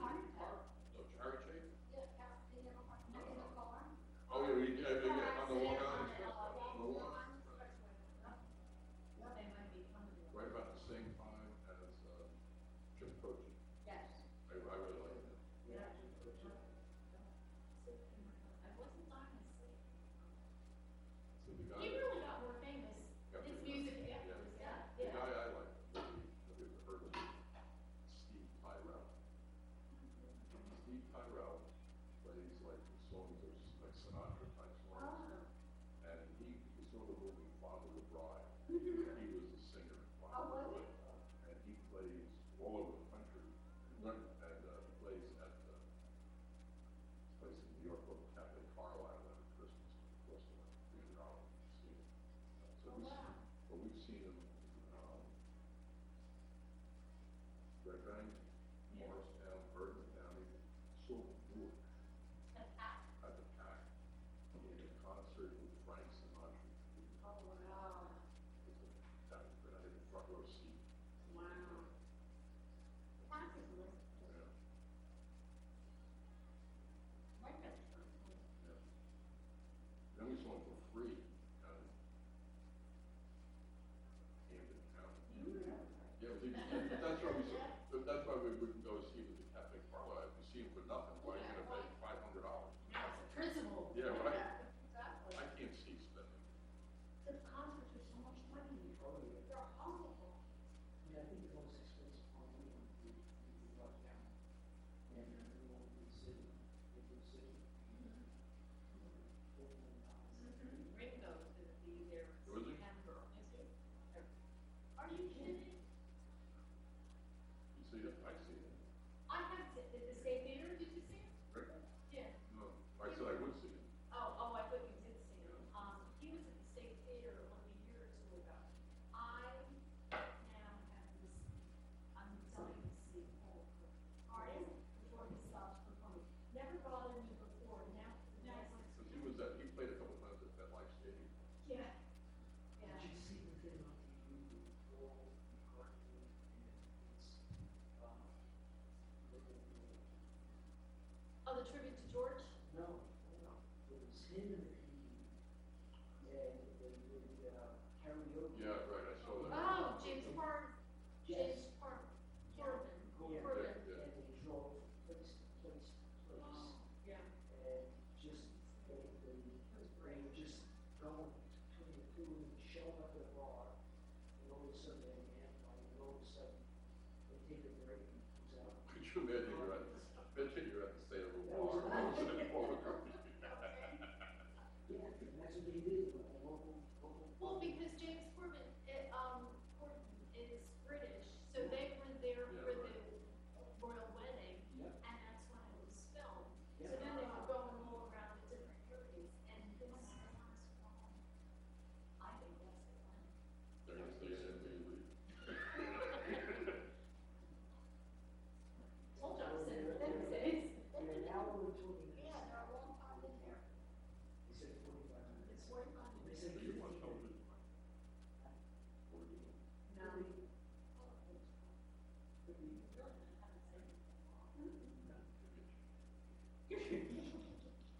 And you were not. Oh, no, I'm not. Back home. I'm staying with you. I don't see the light on, sorry.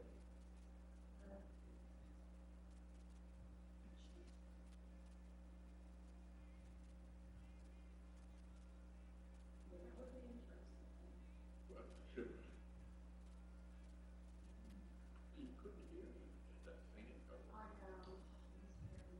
I could, they finally got this result here with tech, and now we get to the meeting, and it's a beautiful new room. Yeah.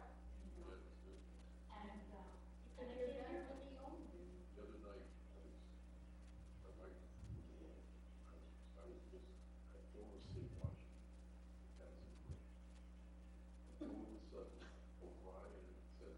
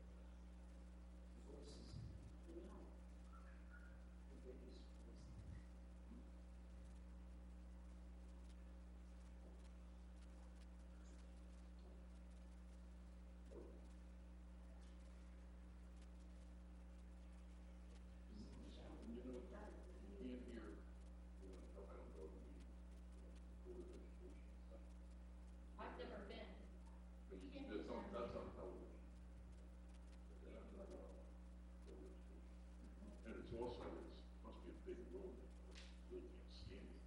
Way back. Where did they hold them? I may be wrong, I think something, someplace with high school. Yeah, in the cafeteria. I could be wrong, but maybe that's a big room. It's not the auditorium. That's what I would have guessed. This big room with like a table.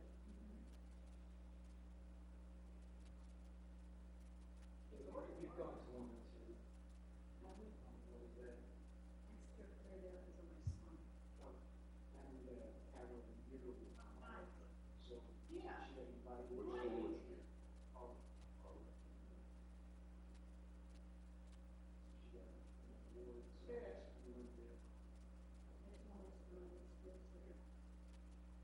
Where is it? What's up there? English.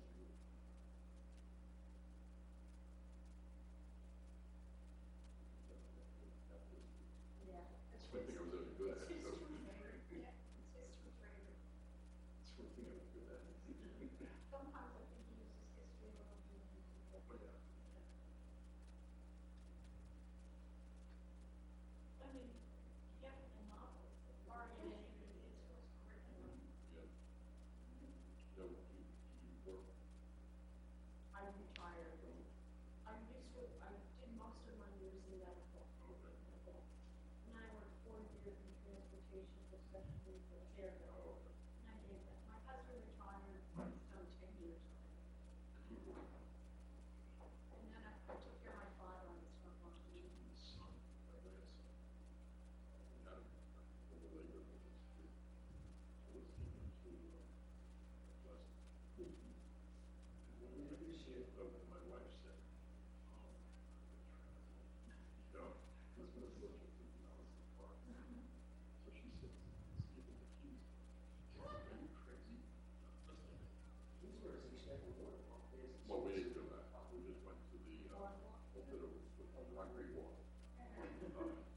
But when you're 2 years old, you go That's on, it, yeah. you went on the, Great Adventure Kidding Land is. is that right? I know. Yeah, because it's flat fee, Yeah. and then you can get the discounts, and then you go as much Yeah. as they want. Oh, yeah. We go to Kingsburg. You love the train. You love the merry-go. And it had, remember, anything else, we had to want. And you do what I want to do. And we were like, I said, let's put them on boats. My wife said, I don't put his hand in the water, put his hand in his eye. That's all. Well, the next week, some kid, Newton Park, Pennsylvania, got a fungus in his eye, almost lost his eye. Oh. So now you're not saying, I ain't oh, saying come on. nothing. Nothing there. Yeah.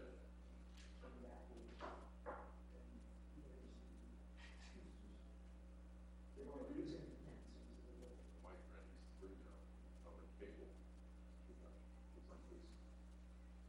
I don't know, you always had it, but there's like this card that goes in the cable box. Oh, there, you take the card out.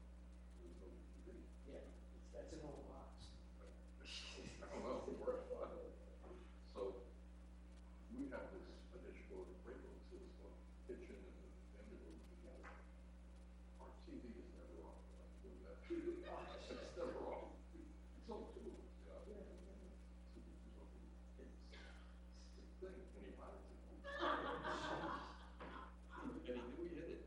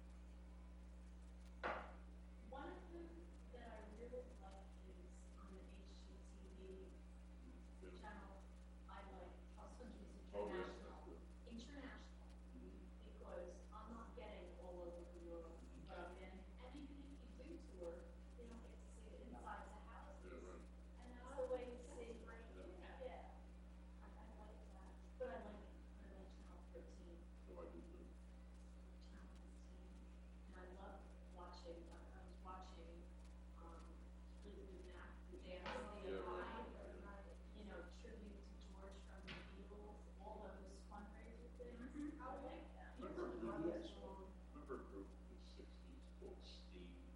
Steam, they sang, my friend, yeah, my friend was in that group. I see him like once a month.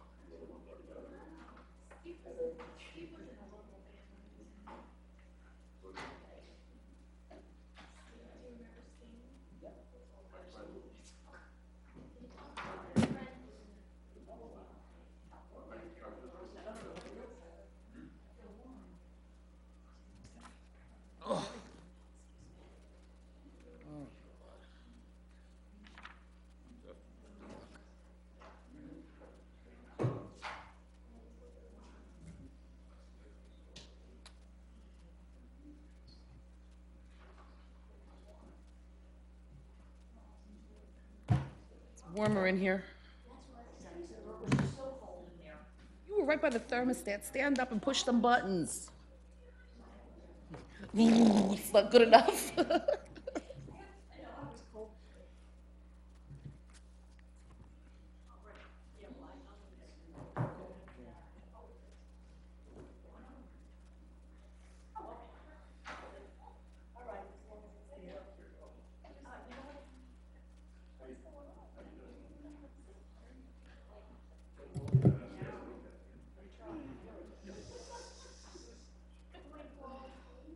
What happened last time? It's been eating tapes. Bring sound up in the heads. Calm down. Oh, he's gonna tell me, get rid of it. Give me another bathroom. Yeah. This is getting old too. Come on. What I do with the other agendas, the council needs, fill out how many we need for our council, because I have these.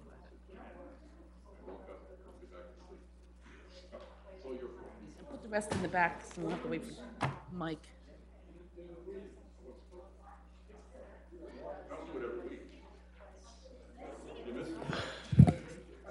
Not me. Not me. No. No. No. I don't care.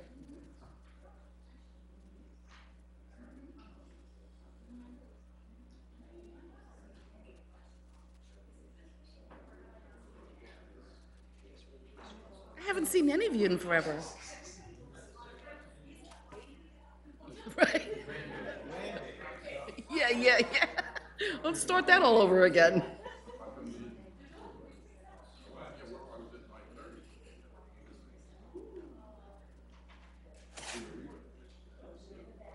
He left?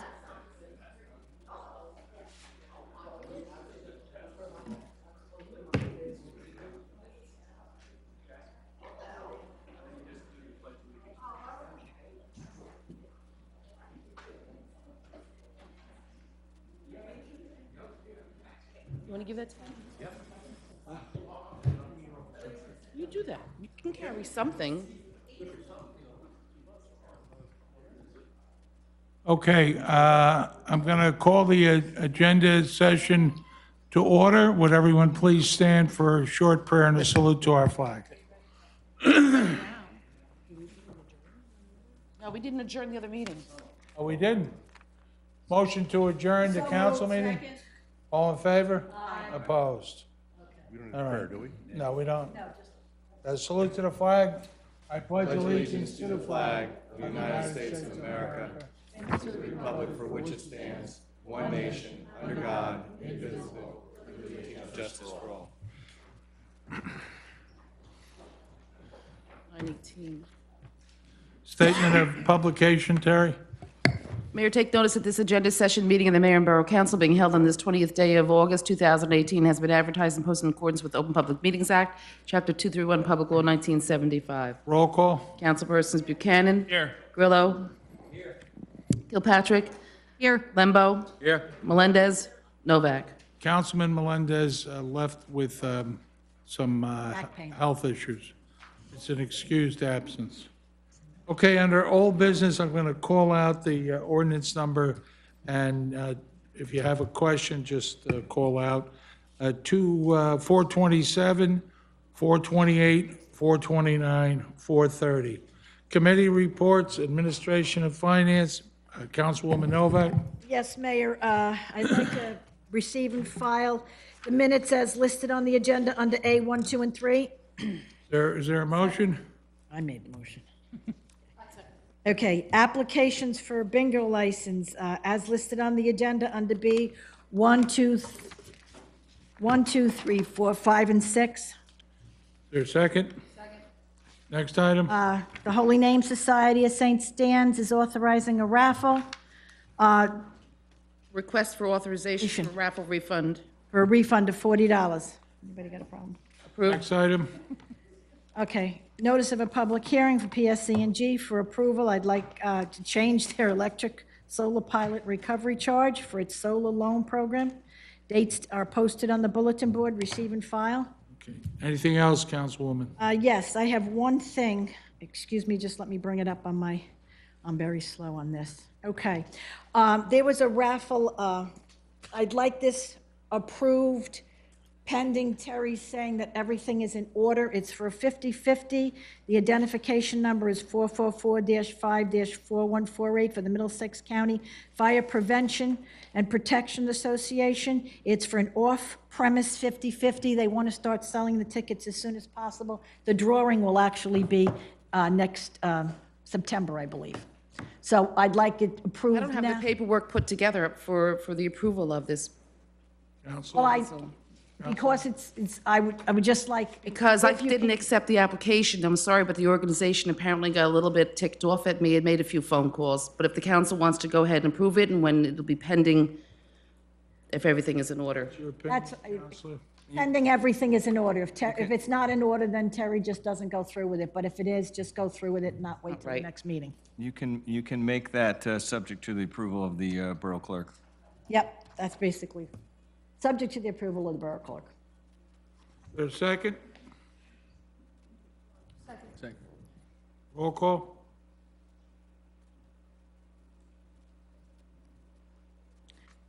Councilpersons Novak, Yes, please. Buchanan, Yes. Grillo, Yes. Kilpatrick. Limbo. Yes. Okay. Anything else, Councilwoman? Not right now, Mayor. Okay, Planning and Zoning, Councilman Lumbo. Thank you, Mayor. Move the following minutes be received and filed. Construction officials report for the month of July, fire prevention report for the month of July, and Saraville Planning Board minutes for July 18th. Receive and file. Second. Anything B else? is a request for bond reduction received from Kaplan Companies for Lemire 6 Phase 2. Refer that to J. And C is notice to adjacent community, for 1 through 5 as listed on the agenda. Anything else? And that's it, Mayor. Other than that, progress. Okay. Public Safety, Councilman Buchanan. Thank you, Mayor. I move that the following minutes be received and filed. The Board of Health and Registrar's report of the month of July 2018, and the Court Administrator's report for the month of June 2018. Second. Letter B, receive and file a resignation from Mike Villanueva from Morgan Hose and Chemical. And letter C, I'd like to have that approved if everything's in order regarding the Saraville Touchdown Club coin toss. Going to go on to Councilman Melendez's report as well. I move that the following minutes be received and filed. The Recreation Director's report for the month of July 2018. Second. And letters B and C, I'd like to have those approved if everything's in order. Is there a motion? Yep. Okay. Anything else, Councilman? That'll be all. Okay, Water, Sewer, Environmental, Councilman Grillo. Thank you, Mayor. I move the following minutes and departmental reports be received and filed. The Water and Sewer Director's report for the month of July 2018. Second. Anything else? Yes, two quick items. Dan, we'd spoken at the last meeting about the $50,000 the Shade Tree Committee had for Weber Avenue, MacArthur. It was going out to bid. Did it go out to bid? I believe it did, but yeah, I checked, but she's on vacation, yeah. Mhm. Okay. Just checking it. And then I received a call from a resident regarding a water issue. It's a billing question that he has. You've spoken to him. He's at 60 Cleveland Avenue. And so he sent me a letter and some of his own sort of back of the envelope calculations. Basically, he wants to protest a significantly high construction bill. So can I provide this to you to refer to Bob Smith? I'd like Bob to at least give his 2 cents on this. Bob has given his 2 cents on it, but I can ask him to review it again. Yeah, could I get a written response then? Sure. So at least to contest this bill, I think it's just the appropriate thing to give both sides the argument. It's a $6,000 repair bill. Yeah. Oh, that is expensive. It's expensive, so. Any Yeah, but objection? that's normal. I will get you a written response. Every cost me $15,000 to replace it. Anything else, Councilman? No, that's it, Mayor. Thank you. All right, Public Works, Council President Kilpatrick. Thank you, Mayor. I move the following minutes and reports be received and filed. The Public Works Supervisor's reports for buildings and grounds, parks, recycling, roads, and sanitation, as well as garage services, all for the month of July 2018. Second. Anything else, Council President? That'll be all. Thanks, Mayor. Okay. 2 things for me. First thing is, since our last meeting, a play has opened on Broadway called Getting the Band Back Together. They invited the people of Sayreville to attend the full dress rehearsal, and about 600, my understanding is 600 people attended, myself included, and we had so much fun. It was really just a lot of fun. I think it's going to be a very successful play. Last Monday, they invited me for the grand opening night, and I went in representing the borough. And again, it was just a lot of fun. It's a fun play. It's based in Sayreville. They have Welcome to Sayreville, the home of John Bon Jovi and Greg Evigan. There are scenes in the Peter Pank Diner, and from all the Sayreville mothers that I talked to, they got all the inside jokes. So it was just a lot of fun. So it comes highly recommended by the 600 that went, and a lot of them have gone back to see it a second time. So New York Times also rated it very well. The New York Times rated it very well. there you go. Well, the Sayreville people gave it an extraordinarily high rating. Second thing, next year, 2019, will be the 100th anniversary of Sayreville as a borough. So what I'd like to do is form a committee for the 100th anniversary. I know that Dan has people working on a new logo for Sayreville. It's the New Century, and it's a new us. So the first people I'm going to ask to help on this is the Historical Society. And one of the things, when the producers of the play contacted me about getting help in Sayreville, scouting locations for their video and things like that, I told them, I said, the kids of Sayreville have never, ever disappointed me. And so I turned them over to Dr. Lobby and to Mr. Brown at the high school, and they did a great job. As always, they did a great job. So I'd like to get the kids, because it will be their town in a very short matter of time. So anyway, next item is the Business Administrator's Report. Dan Frankel. Thank you, Mayor. So the first one, I'm asking for authorization to renew our franchise agreement with Cablevision. I think we need to discuss it, but we've gone as far as we can go. We have negotiated as far as we can negotiate. We've gotten some goodies. There's about $75,000 worth of incentives they're giving us as grants. After this point, if we don't negotiate this or go forward with this, basically nothing happens. The money goes away. If that's what the council wants, that's fine. But there is very little we can do now as a body of government to change what Cablevision is offering us And what you have in information is in your packet. You have what is there, what has been offered, what has been negotiated. It's up to council, but at this point, if we don't do anything, we'll lose the grant money, but we'll just stay what's called as a status quo. Mike and I, or we've spoken to the BPU. I don't think anything happens to us if we don't negotiate this, but folks, there's really nothing we can do anymore. Mike, my question is for Mike. If we don't sign this, right, what happens?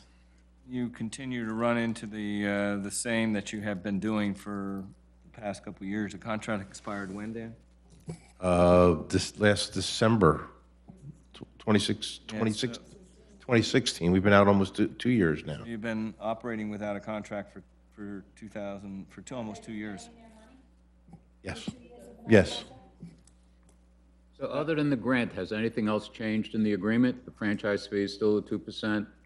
Yeah, nothing else has changed. We've also asked for some extras, like to get some discounts for senior citizens, things like that. They just have never, they don't agree to that. Well, that's in there, but. Yeah, that's in there. But only on the basic cable. Correct, only on basic. So, I mean, that's not a whole heck of anything.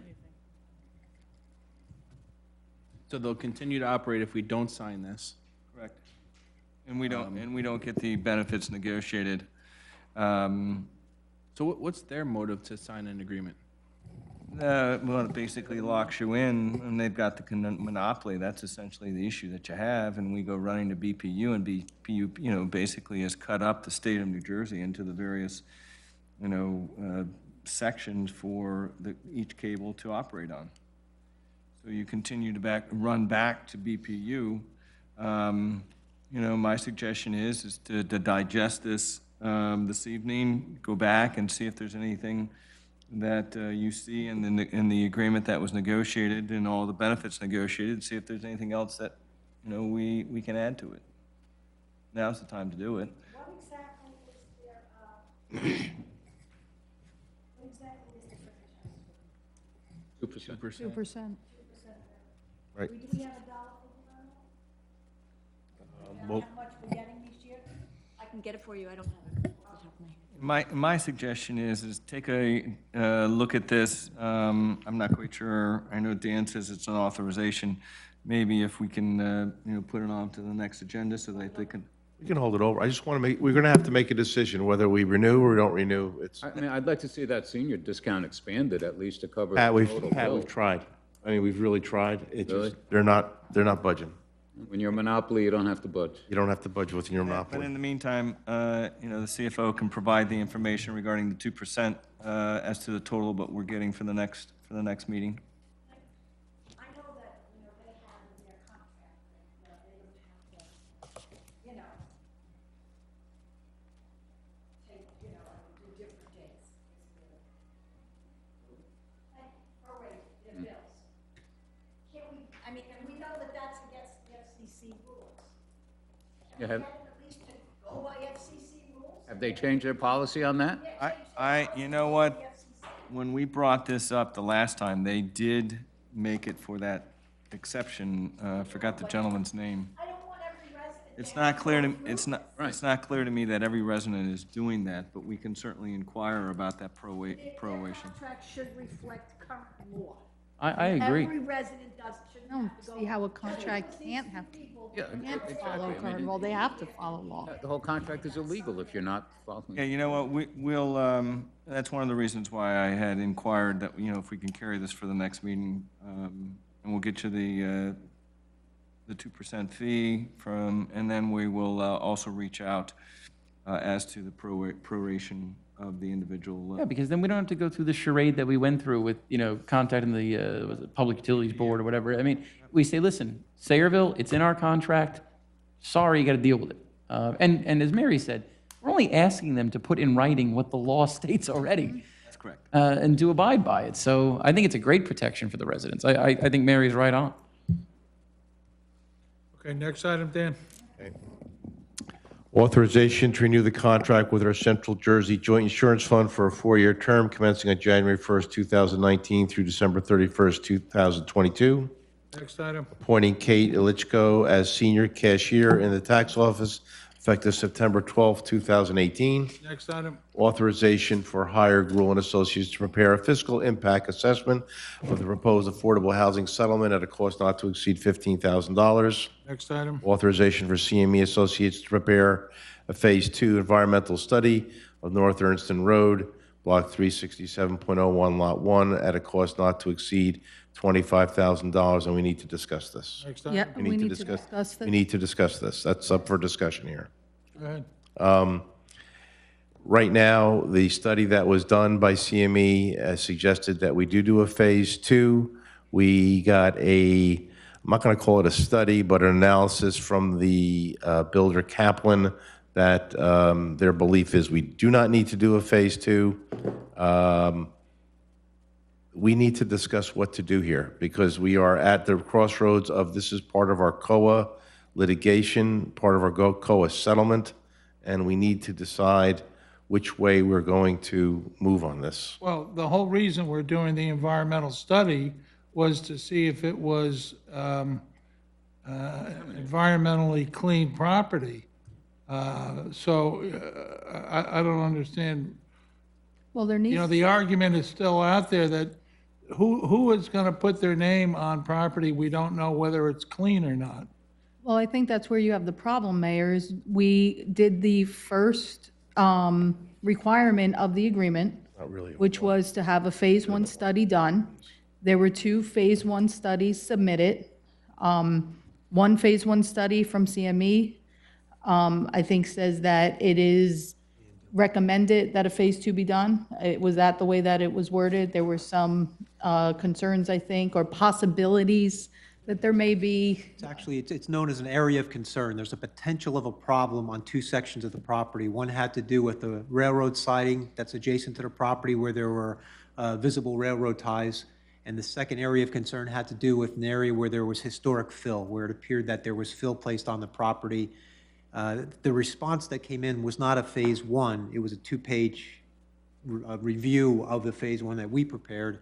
And I think that consultant said he walked the site and didn't think the railroad ties were on the property. Right. And he thought the fill was not contaminated. Right. So what we have is 2 experts in essence, one in reference to CME stating that there may be concerns regarding adjacent railroad tracks, adjacent meaning not a part of the property, but adjacent to the property. And that's what their expert is saying, that the areas of concern are not within the property boundaries of the property that we would be looking to purchase. But I think our office saw visible railroad ties that could be on this property. It could be, yes. Correct. They didn't provide us any documentation other than a 2-page letter which said they walked the site and they don't think the railroad ties are on this property. Right, exactly. So we are, I don't know, and it's my understanding in reviewing our agreement that we had drafted by the attorneys within the room with Kaplan, that in order to go through with a Phase 2, we would have to sit down and have further discussions with Kaplan. We can't just authorize a Phase 2 at this point because we have to have discussions. In the event that Kaplan chooses not to move forward with a Phase 2, then the entire COA plan could actually unravel. They have the right to turn around and say, no, we don't want to move forward with the Phase 2, and then the entire agreement, that would be all of the agreements that we reached within the other parties, would come apart like wet bread. I believe that the language from a legal term was what status quo ante. So in reference to this here, I'm conflicted because I have one expert saying that, actually both experts are saying that, but you not in definitive terms saying that it is adjacent to the property. The other person saying we believe that it is not a part of the property that's looking to be purchased. When you have 2 things that are conflicting like that, maybe we get a tiebreaker? Well, let me just add this to the. Or at least have someone else analyze? A week or so ago, Michael Kaplan and his son called me up about this. Now, I have not spoken to either one of them for many a year. And I said, Michael, I said, we're just looking to see that what we're buying is clean and usable and that we're buying it at a fair and reasonable price. And he says, oh, my guy said it's clean. Well, that's good for your guy because in the contract, we're supposed to pay you $1.4 million. Now, if it isn't clean, and we buy it from Michael Kaplan, then we are responsible for cleaning it up. This, I'll go back the 20-odd years to when we bought the Telerico property. We did not know whether it was clean or not clean. So that's how we created the redevelopment agency, and we had the property put in their name, not in the borough name, to avoid the ERISA laws, which can be very onerous. So for $25,000, we spent so much money in professional fees between Mr. Serenian and Susan Gruel. I just think it's extraordinarily prudent to spend this on the phase 2 of the environmental study, because phase 1 merely said, yes, it could be contaminated. And if the borough buys it, then the borough is on the hook for cleaning it up, which could be extraordinarily expensive. Jay, Mayor- Phase 2 would give us a definitive answer? Yes, phase 2 involves testing. What a phase 1 is basically a records review, where you go through and review every document, you view historic maps, you review records, you speak with property owners, and you find out what the potential for contamination is on the property. After that phase of the project was done, it indicated there's 2 potential portions of the property that raise concerns about potential contamination. That was done over the course of a 300-page document that we provided. The response has been a 2-page letter from Mr. Kaplan's consultant saying he looked at the property, he doesn't think it's contaminated. If I may for 1 second, Jay, and all of that is, and Mayor, I understand what you're saying as well. I don't think you guys are understanding where we are in this process here. Okay? We have a phase 1 that was completed, one by CME, one by another expert. They both say something different. So we have a problem here. We have one saying it is potential contamination, one saying it's not.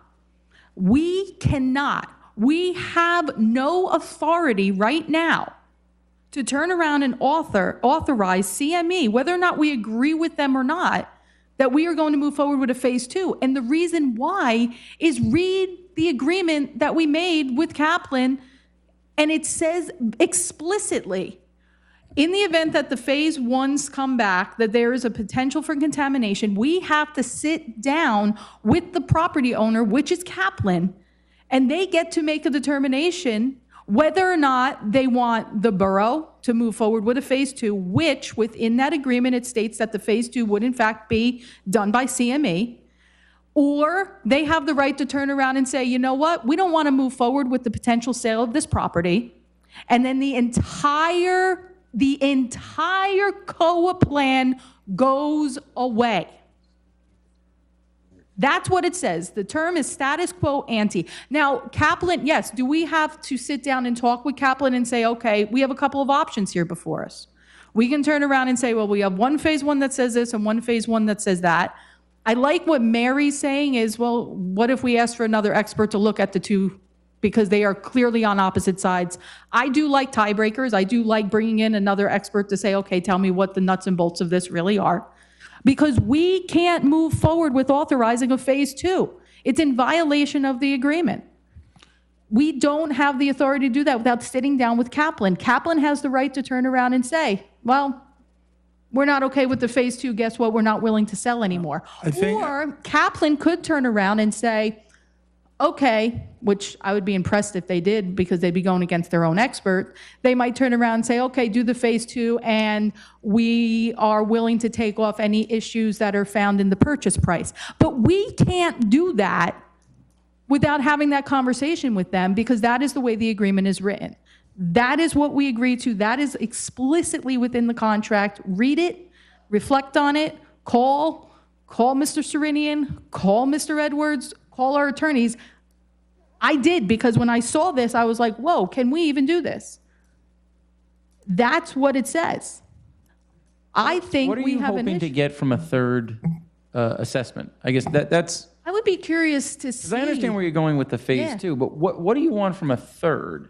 Well, I'd like Because I don't think you're going to find anything different. My theory is this, on if you get a third opinion, and we go back to doing this phase 2, and Kaplan comes back and says, no, we can go to the judge and say, listen, we have 2 experts that say the same exact thing, that there's a potential here, and the Kaplan properties are not going along with the two experts.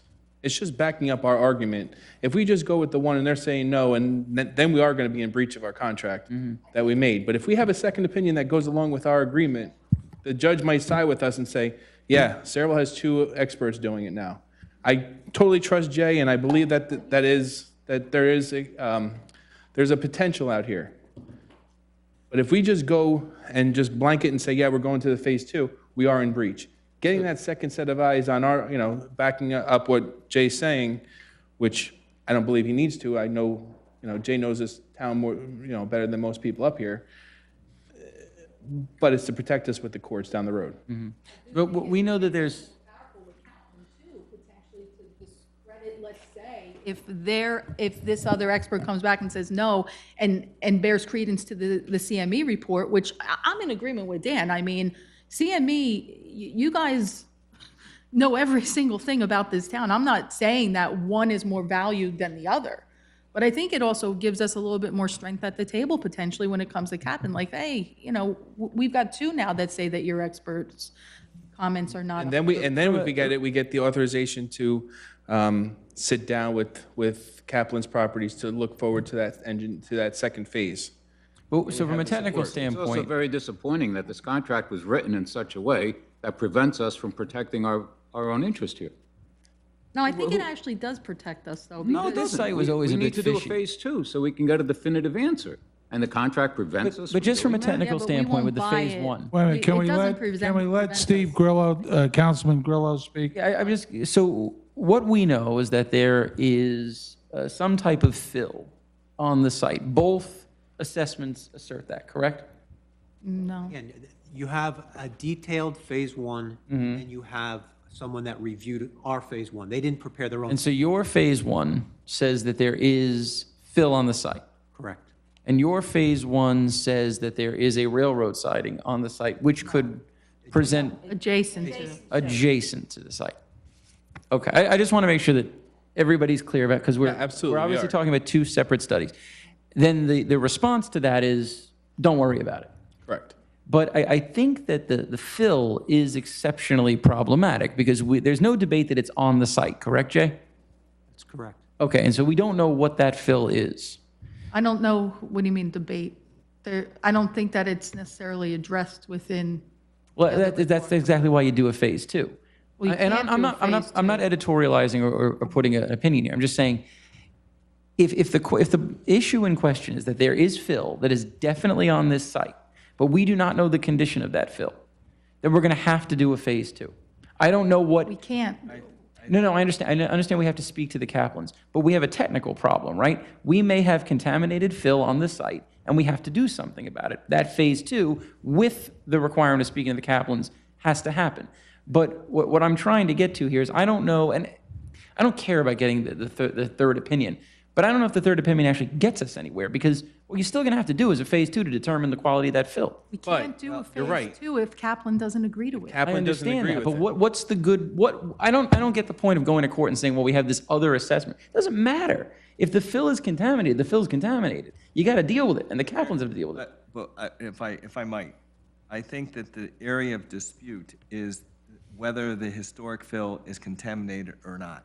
And how are you going to tell me that? And I don't, You got to do a phase 2. well, no. There's a dispute right now between the phase 1 that we did and the phase 1 that they did. They didn't It do wasn't a phase It 1. was it was an evaluation of our. They looked at the borough's phase 1. But the historic fill is based on documents, and so based on their review of the documents, there is not historic fill. There's a piece of property that's small.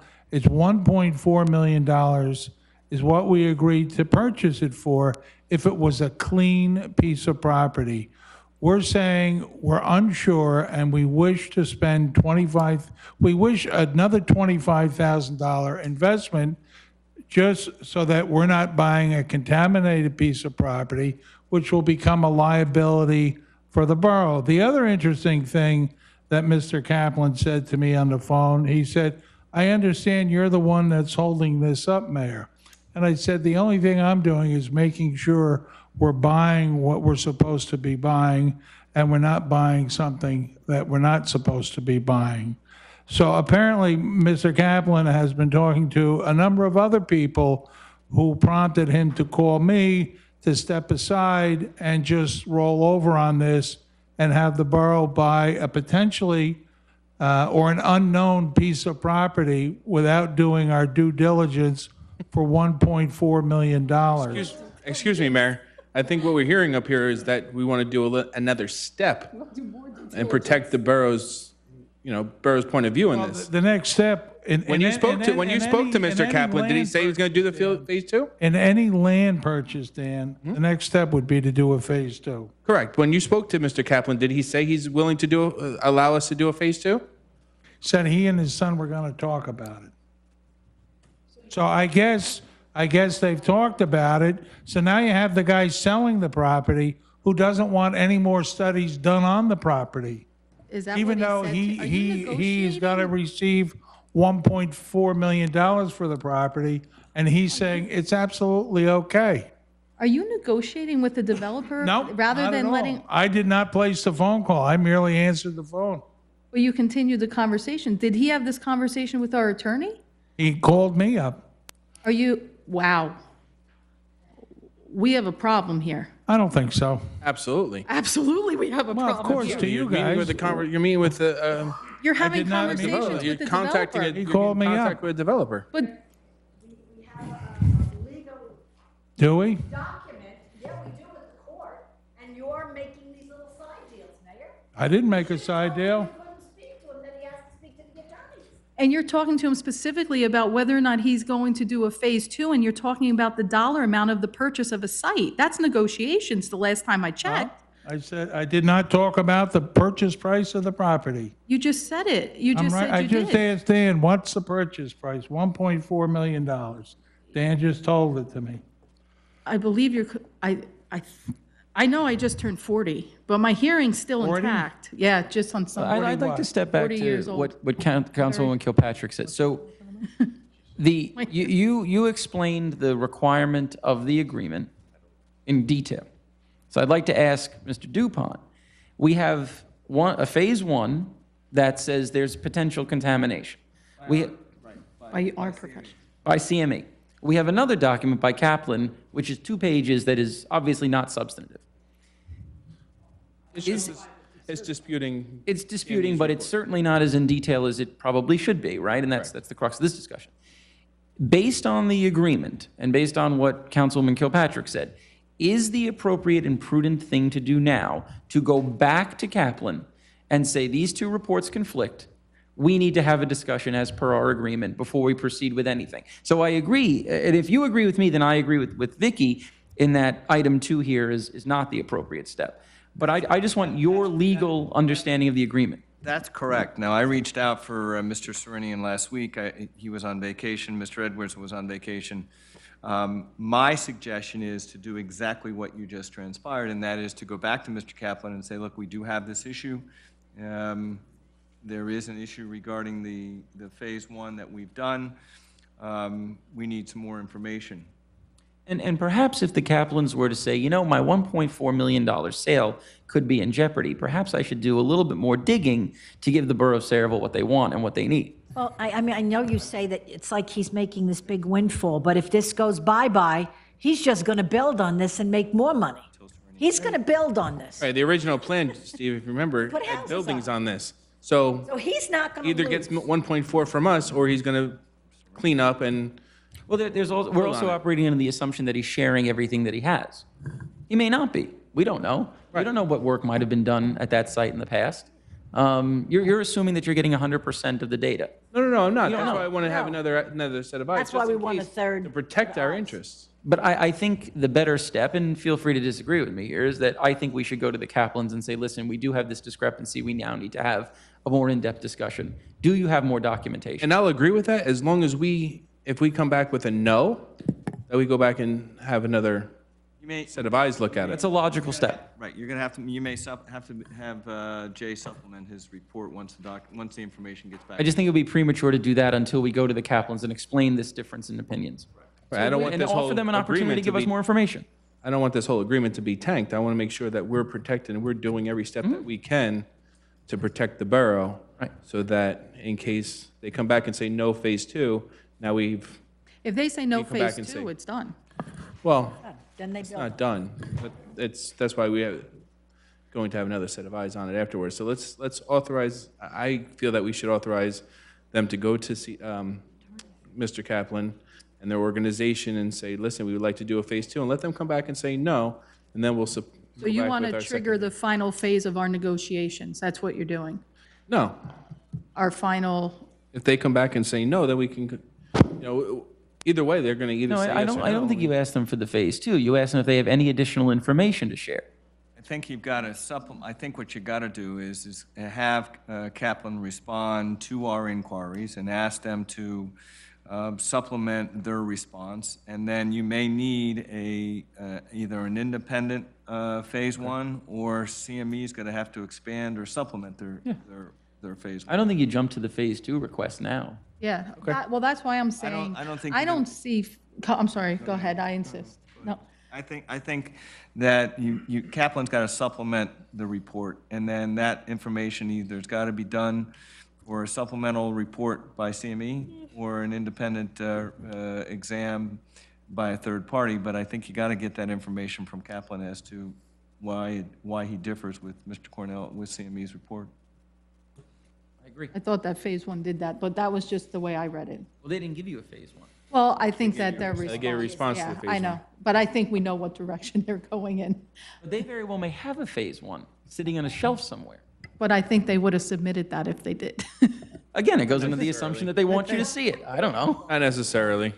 They've got to do more than what they've done. It wouldn't be the first time a real estate deal was not done in complete transparency when it comes to paperwork. I mean, Listen, I think we've all seen that but. so listen, if we want to, do the right thing for the taxpayers, let's go back to Kaplan and say, show us the proof.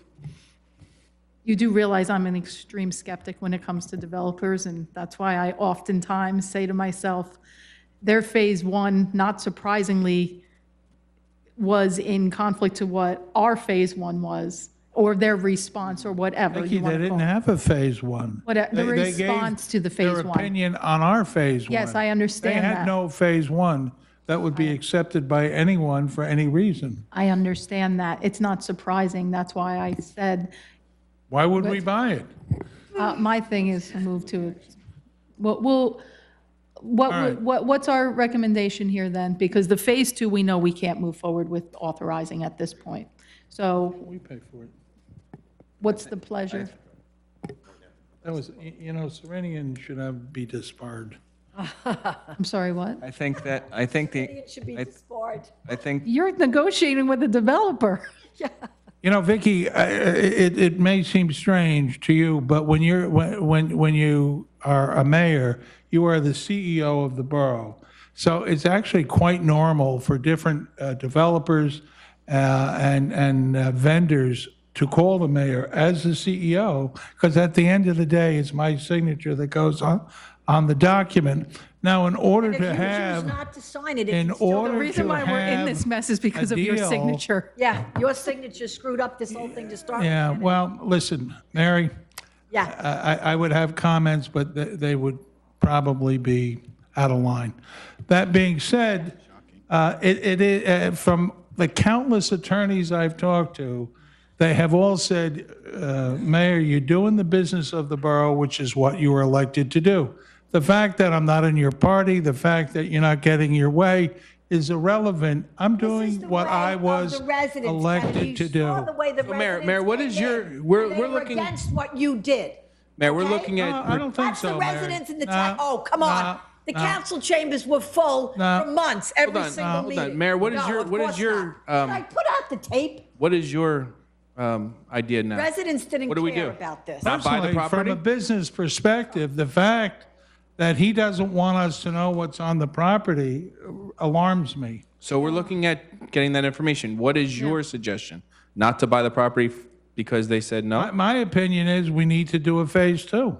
We need to understand what, in fact, we're buying. So we should be in violation of the agreement. You know, Dan, for people that are in business, this is not a big deal. For people who have never been in business, Violation it's of an overly agreement. complex. Or people that are. Violation of agreement You're is a absolutely big deal. incorrect on that because we saw the This is agreement. We read the something which can agreement. be- I read the agreement. Did you read the A deal is a agreement? deal till you renegotiate the deal. So for us to say to him, Michael, you have $1.4 million offer, provided we do our phase two, for him to say no, to me, would say to us, don't buy the property. And eliminate the entire deal and Yeah, back but to square one where we Dan, are. if you buy contaminated property. I understand that, Mayor. You're saying not to buy it so that we go back to the original agreement you signed. It is That we original got into agreement. this issue with. Remember, And the original was, all the onus was on the builders. Now that we've had this spectacular new COA plan, we have a potential liability for the borough, for each resident of the borough, for $19 million. We would not have Significant been- reduction in residential Instead of units. COA It didn't even being know what your spread out matter was, amongst for the God's community, A significant reduction in units. It's now a COA neighborhood. So I don't Significant think it was a reduction in units. spectacular piece of work that was done here. well, Yeah. Mayor, So this is what what is it that the concerns me. governing body would like to do? this is what concerns me, Mayor. We know what the original deal did to this town. We know the number of units, we know the amount of traffic, we know the number of school-age children that would be flooding this school district. That's your plan. That is the plan that you put forth. That is the plan that you publicly in newspapers and throughout put your hallmark and your stamp on. This plan that we are still in the midst of negotiating, and we're at this component now regarding the phase one of that one site, you have part of the council here that actually wants to do even more due diligence, to get more documentation, to have even perhaps another phase one to gain more information, because maybe Kaplan's opinion of CME, you know what, I don't need another opinion of CMEs. Maybe I want another expert just to come in and either support or Vicky. debunk that. I'm not done, Mayor, I let you speak. Now, I know you're a smart man, and you know exactly what the language says. I think you're well aware of the fact that if this property doesn't move forward with purchase, that the entire COA plan, the new COA plan that reduces the number of units, that actually provides more affordable housing for those in need, that reduces the amount of traffic, reduces the amount of school-age children, and actually provides us with open space. I think you're well aware of the fact that if this goes to our favor, then all those things happen. But if it goes to your favor, you get your original plan. You get Vicky, everything that you let me negotiated. know when No, you're no, done. I'm Let me know saying, when you're done. I think you're well aware of that. Maybe that's why Kaplan made that comment to you. I don't know. I don't speak with developers on the phone. Either. I don't speak. Well, you're not the mayor. Let me just, well, you're right, I'm not. And we've seen what 20 years of your mayorship has done to this Vicky, town. However, as always. and you're right, the I am not the eloquence is mayor. extraordinary. I'm a But that council being person. said, But to I me, think as- you're well as a- aware of this, Mayor. As someone that's been in successful business, when you have a fallow piece of property which has never been built on for 30 years, Jay, 35 years, 40 years? It's going to be built Right. upon under your And- plan. Their plan was and that they're gonna build somehow- on Well, wait a minute, can I talk, or They you told the guys- courts they were going to build on You it. guys looking to drown And you me out? signed and agreed to it. You looking to drown me out? Okay. No, Go ahead, So Mayor. Go ahead, here please. we have something for $1.4 million that we're trying to ascertain that it's a clean, buildable piece of property because our purchase price was based on an assessment that it was a clean, buildable piece of property. We're not Our looking- borough engineer, who happens to be one of the largest engineers in the state of New Jersey and one of the most respected, has said from our phase one that we need to do a phase two. And everybody says, well, this is terrible. Michael Kaplan will say no. There's a reason he's going to say no. There's a This reason is- why you're trying to push this development, Kennedy. Mary. That's all I can say. Mayor, Okay. And this fallow land that you're I calling. didn't call Michael Kaplan. He called me because people were Because calling he him thought maybe you to could make do the a deal deal with him get again, done. Kennedy?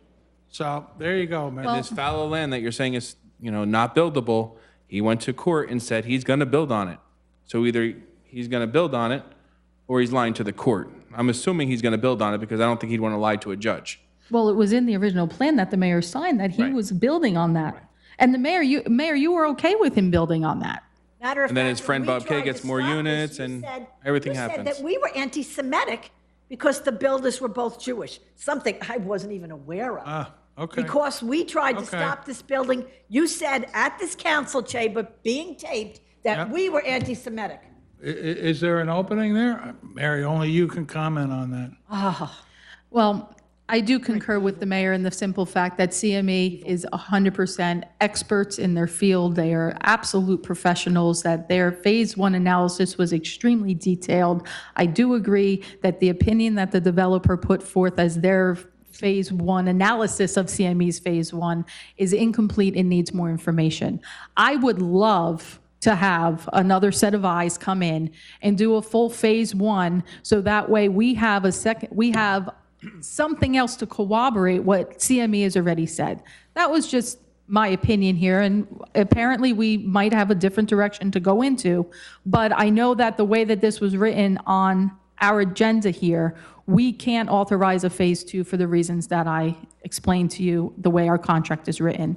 Last thing I want to do is turn around and strap Saraville with more contaminated property, but rest assured, residents and people in the audience, if we are unable to move forward with remedying what we're going to do with this piece of property, if we cannot move forward and purchase it, or if Kaplan doesn't want to do a phase two, or if we choose not to remedy the property because of contamination, this piece of property, everything will now resort back to the original mayor's plan of increased overdevelopment. And guess what?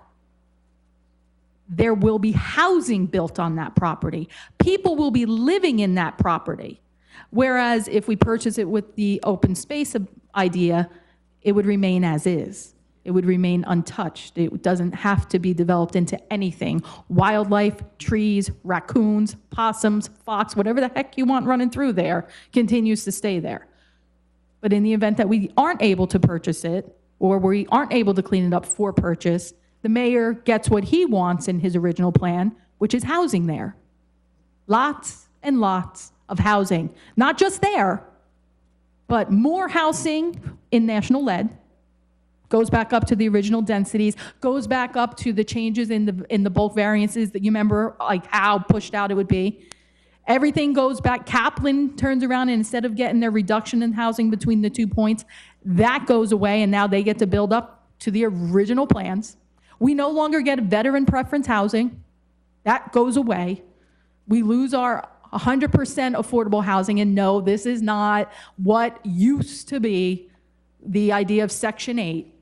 We lose all of that. So I ask you, you hear the opposition, you hear what he's saying, I'm concerned. Vicki, you're not running for mayor yet. That's next year. So let's talk about Mayor, what you're- we're doing on this piece of property. Let's stay focused on your mayoralship. All right? I don't So like to predict the future. What are the instructions to the attorney? I say we go with what Councilman Grillo recommended, where we go back and ask for more data, and if that fails, then we'd look at a second. Do we have a consensus? I think that's a Is there fair. anybody objecting to that? No, I think that's Okay. fair. Okay, next item, Dan. Request for a leave of absence received from Marcin Piatek from his position as police telecommunications dispatcher from August 13th, 2018 through January 16th, 2019, in order to attend the Cape May Police Academy. Next item. In conjunction with the connection of the proposed Northeast Supply Enhancement Project, a request was received from Williams Transcontinental Gas Pipeline Company LLC to use the parking lot located in Block 538, Lot 9.02, across from Morgan Hose and Chemical Company Number 1 as a staging area to install the pipeline. Do they have permission from the fire company? Yes. All right. Next item. Authorization to renew shared services agreement with the Township of Woodbridge for opioid recovery program services for the purpose of deploying recovery specialists to opioid overdose victims. Next item. Authorization to issue a non-fair and open contract to Crime Point of Camarillo, California for the furnishing of proprietary surveillance equipment in an amount not to exceed $23,328. Next item. Authorization to advertise for the receipt of bids for Wait land. a minute, on this Crime Point of, did we have the police review this? Yes, they did. Yes, there's a recommendation. Yeah, the recommendation. Okay. Next item. Authorization to advertise for the receipt of bids for landscaping and maintenance. Next item. Authorization to extend electrician contract with Sal Electric for an additional 2-year term. Next item. Authorization to issue change order number 1 to Murray Paving and Concrete for the War Memorial Fieldhouse Improvement Project in an amount not to exceed $7,105. Next item. Authorization to renew a contract with MCIA for yard waste recycling and marketing for a 3-year term. Next item. Authorization to appoint Gwendolyn Knight to the position of Clerk 1 in the Department of Public Works effective September 17th, 2018. Next item. Authorization to issue a non-fair and open contract to A.C. Schultz for the repair of a pump and redevelopment of well number 1 at Duhernal in an amount not to exceed $27,450. Next item. Authorization to purchase one F-450 Mason dump truck from Buyer Ford through New Jersey contract T-2101 AA8214. Next item. Authorization to appoint Josh Mishevitz to the title of Sewer Repairer 1 in the Water and Sewer Department effective September 12, 2018. Next item. Authorization to appoint Andrew Gay to the title of Pump Station Operator in the Water and Sewer Department effective September 12, 2018. Thank you. CFO's report, Denise Bianca-McConnell. 2017 Correction Action Plan for the 2017 Municipal Audit. Anything else, Denise? That's it, Mayor. Thank you. Borough Engineers report. Thank you, Mayor. First item, 2018 Road Phase 1. We rejected the bids. They only had one bidder, and they came in higher than anticipated, so you took action at the prior part of the meeting, so we'll receive bids again. Hopefully, we'll get better results. Second item, Pulaski Avenue tank painting. We received 7 bids. We were going to recommend the award to the low bidder, but the second bidder has filed a protest letter, so we referred that to Mr. Dupont for review. We should have a recommendation at your next meeting to award that contract.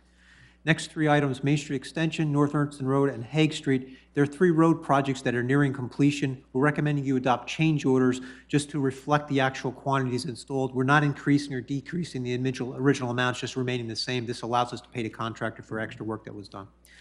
Next item, the DOT Trust Fund. They're now accepting applications for this year's program, recommending we be authorized to prepare grant applications in consultation with Mr. Bailey. And then finally, 2018 Roads Phase 2, we're receiving bids August 28th, so we're asking if everything's in order. We have a resolution awarding a contract at your next meeting. That's it, Mayor. Thank you. Borough Attorney's report. No report, Mayor. Anything for executive? No, sir. Okay, public portion for questions or comments on any and all issues. Yes.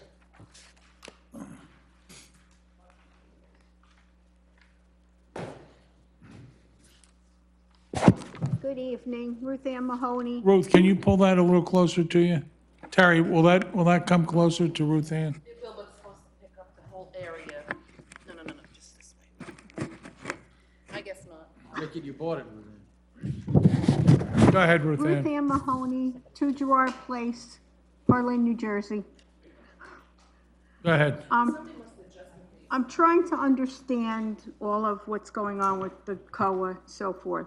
So, one question, when they did these Phase 1 audits, whatever, there's no survey lines included in that to know what property it's on? Jay, if you would explain Phase 1 and Phase 2 to Mrs. Mahoney. Phase 1 is basically a records review. You review any existing records that may exist on the property, whether the borough has any records of environmental spills, the DEP has any records. You look at mapping to see how it's changed over the years, whether certain areas used to have buildings, whether there's areas that were cleared. That's really what a Phase 1 is. And you take all that information and you look at potentially where there are problem areas. And the result of the review, because of the adjacent railroad tracks, during the site visit, they saw railroad ties that were scattered on the property. They saw fill that was placed on the property. So there were 2 areas of potential problems that were identified. The only way to know for sure whether there are problems is to have additional testing done. We actually would come in with a drilling rig. They would take samples. You'd have the samples tested to see if there's any contamination. So that's what the Phase 1 talks about. But we don't know whose property it's on, the one we want to buy or the one that's on Kaplan's? Well, I think what the response letter from Mr. Kaplan's consultant indicated was they went out and they took a look. It didn't say that they did any surveys, they just took a look and felt that where the railroad ties that were there, they felt it was on the railroad's property as opposed to Kaplan's property. And the fill that was on the property, they looked at it and said it didn't appear to be fill that was dumped there. They thought it was native fill, so they didn't think there was any concern for contamination. So all right. So we're not sure whose property it's on. Is that what I'm getting out of this? There's some sort of fill on their property. It's the Correct. I think railroad they tie. But on agreed, what we yeah. were going to buy, we're not Yes. sure if it's on ours? No, they agree that the fill is on the property. It's the railroad ties they're not sure. All Railroad right. ties, they're not sure about. But the fill, they Okay. said yes, but they didn't think it was contaminated based on their Right, observations. okay. So Ruth Ann, the action we took tonight was, let's use the fill. Okay, so we've established that the fill is on the property that's owned by Kaplan. Now, we don't know if it's contaminated, right, because a phase 2 has not been done. So what we decided tonight was to go back to Kaplan and say, if you have any evidence that can prove that it's not contaminated, absolutely, then give it to us. And so there was a long debate because it's a technical issue. And then there's this legal component, right? So you got this sort of environmental land use question, and then you have this legal issue. So that was all the discussion tonight. But at this point, we're going back to Kaplan and just saying there are concerns from the phase 1. Your response to that phase 1, remember, they did not do a phase 1. They just gave a letter in response. That we did not feel was complete, but giving them another opportunity to answer some of those open-ended questions. Does that clarify? It does more, I guess what I'm looking at in my mind is the boundary lines of what we're talking about, like the property, what we're trying to buy. If it's on that property, that would be our property, so to speak. If we bought it, it would then be ours. Yes, is that on that, is that possible contamination on that piece of? Yes, the Possible fill. fill on that piece of The property? It railroad is the other Okay. question. So, yeah, right, that I CME is saying understand. that the railroad ties Is- is yeah. on the property, Right. the Kaplan property. Kaplan's consultant is saying, no, it's on the Right. railroad's property. Okay. That, again, has to be explored. Right. If they have evidence that says, no, it's not our property, good, we can continue to have that Okay. discussion. So that's what we're asking for. They also might have some kind of legal documentation showing exactly what fill was placed there. Right, So they okay, That's all. okay. Very good, okay. Thank you.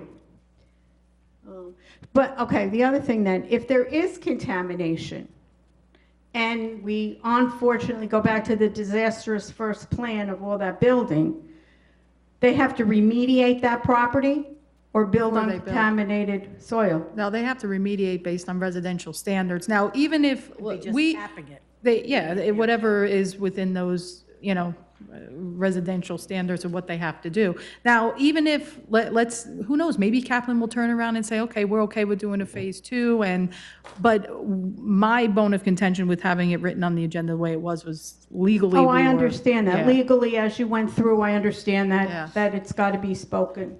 But they would, I'm quite certain that a developer that had intentions to build on that before was absolutely going to build on it anyway. Well, Kaplan loses in no way through this whole thing. Kaplan wins. He makes, I'm sorry, but he makes out either way. Yeah, makes out more We going back to don't. the original plan. We don't as residents, but he does. All right. I'm sorry, getting there. And the court has not, of course, then I guess, made any kinds of decisions based on all the things we've submitted. No, the court did. Oh, they did? The court entered the order of August 1st. As we said in the last meeting, that it approved our fairness hearing. Okay, Our okay, thank you. compliance I'm sorry, I'm behind. All right. And, let me think. All right. And Mayor, I'm sorry you talked to Mr. Kaplan. I just find it to be a bit of a conflict of interest. Then, I understand. Ruth Ann, when you're the CEO, you talk to a lot of people, I understand that, but this, and that's part of the job. I know, it just seems like a conflict of interest. I'm sorry, Who's but supposed to talk to them if not the mayor? the That's the attorney. job of the mayor. The Job of attorney. the It- CEO. I'm giving you my opinions. And we all Roseanne. have Roseanne, opinions. let me explain something very carefully. I can't make an agreement only the council can make the agreement. I can talk to a lot of people, but the council makes the agreement. Just They remem- vote on the agreement. Just remember, Ruth Ann, we are here today because he signed a document that locked us in prior to our vote. I understand that, and I So- just find in this situation. I don't know, Ruth Ann, never mind. You know what? It's We getting have late. all our own opinions, all and I'm full just of, expressing mine. I thank you all. Or Sarkey. Okay, anyone else? That being said, I'll take a motion to close the public portion. So moved. Second. All in favor? Aye. Motion to Anything else adjourn. before the board? Nothing?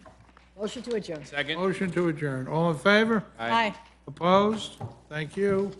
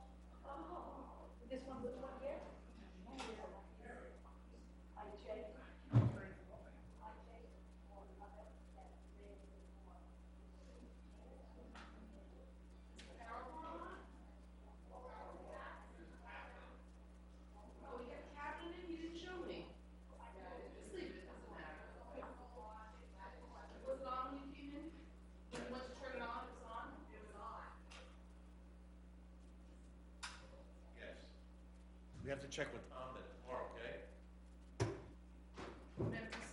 Yes, ma'am.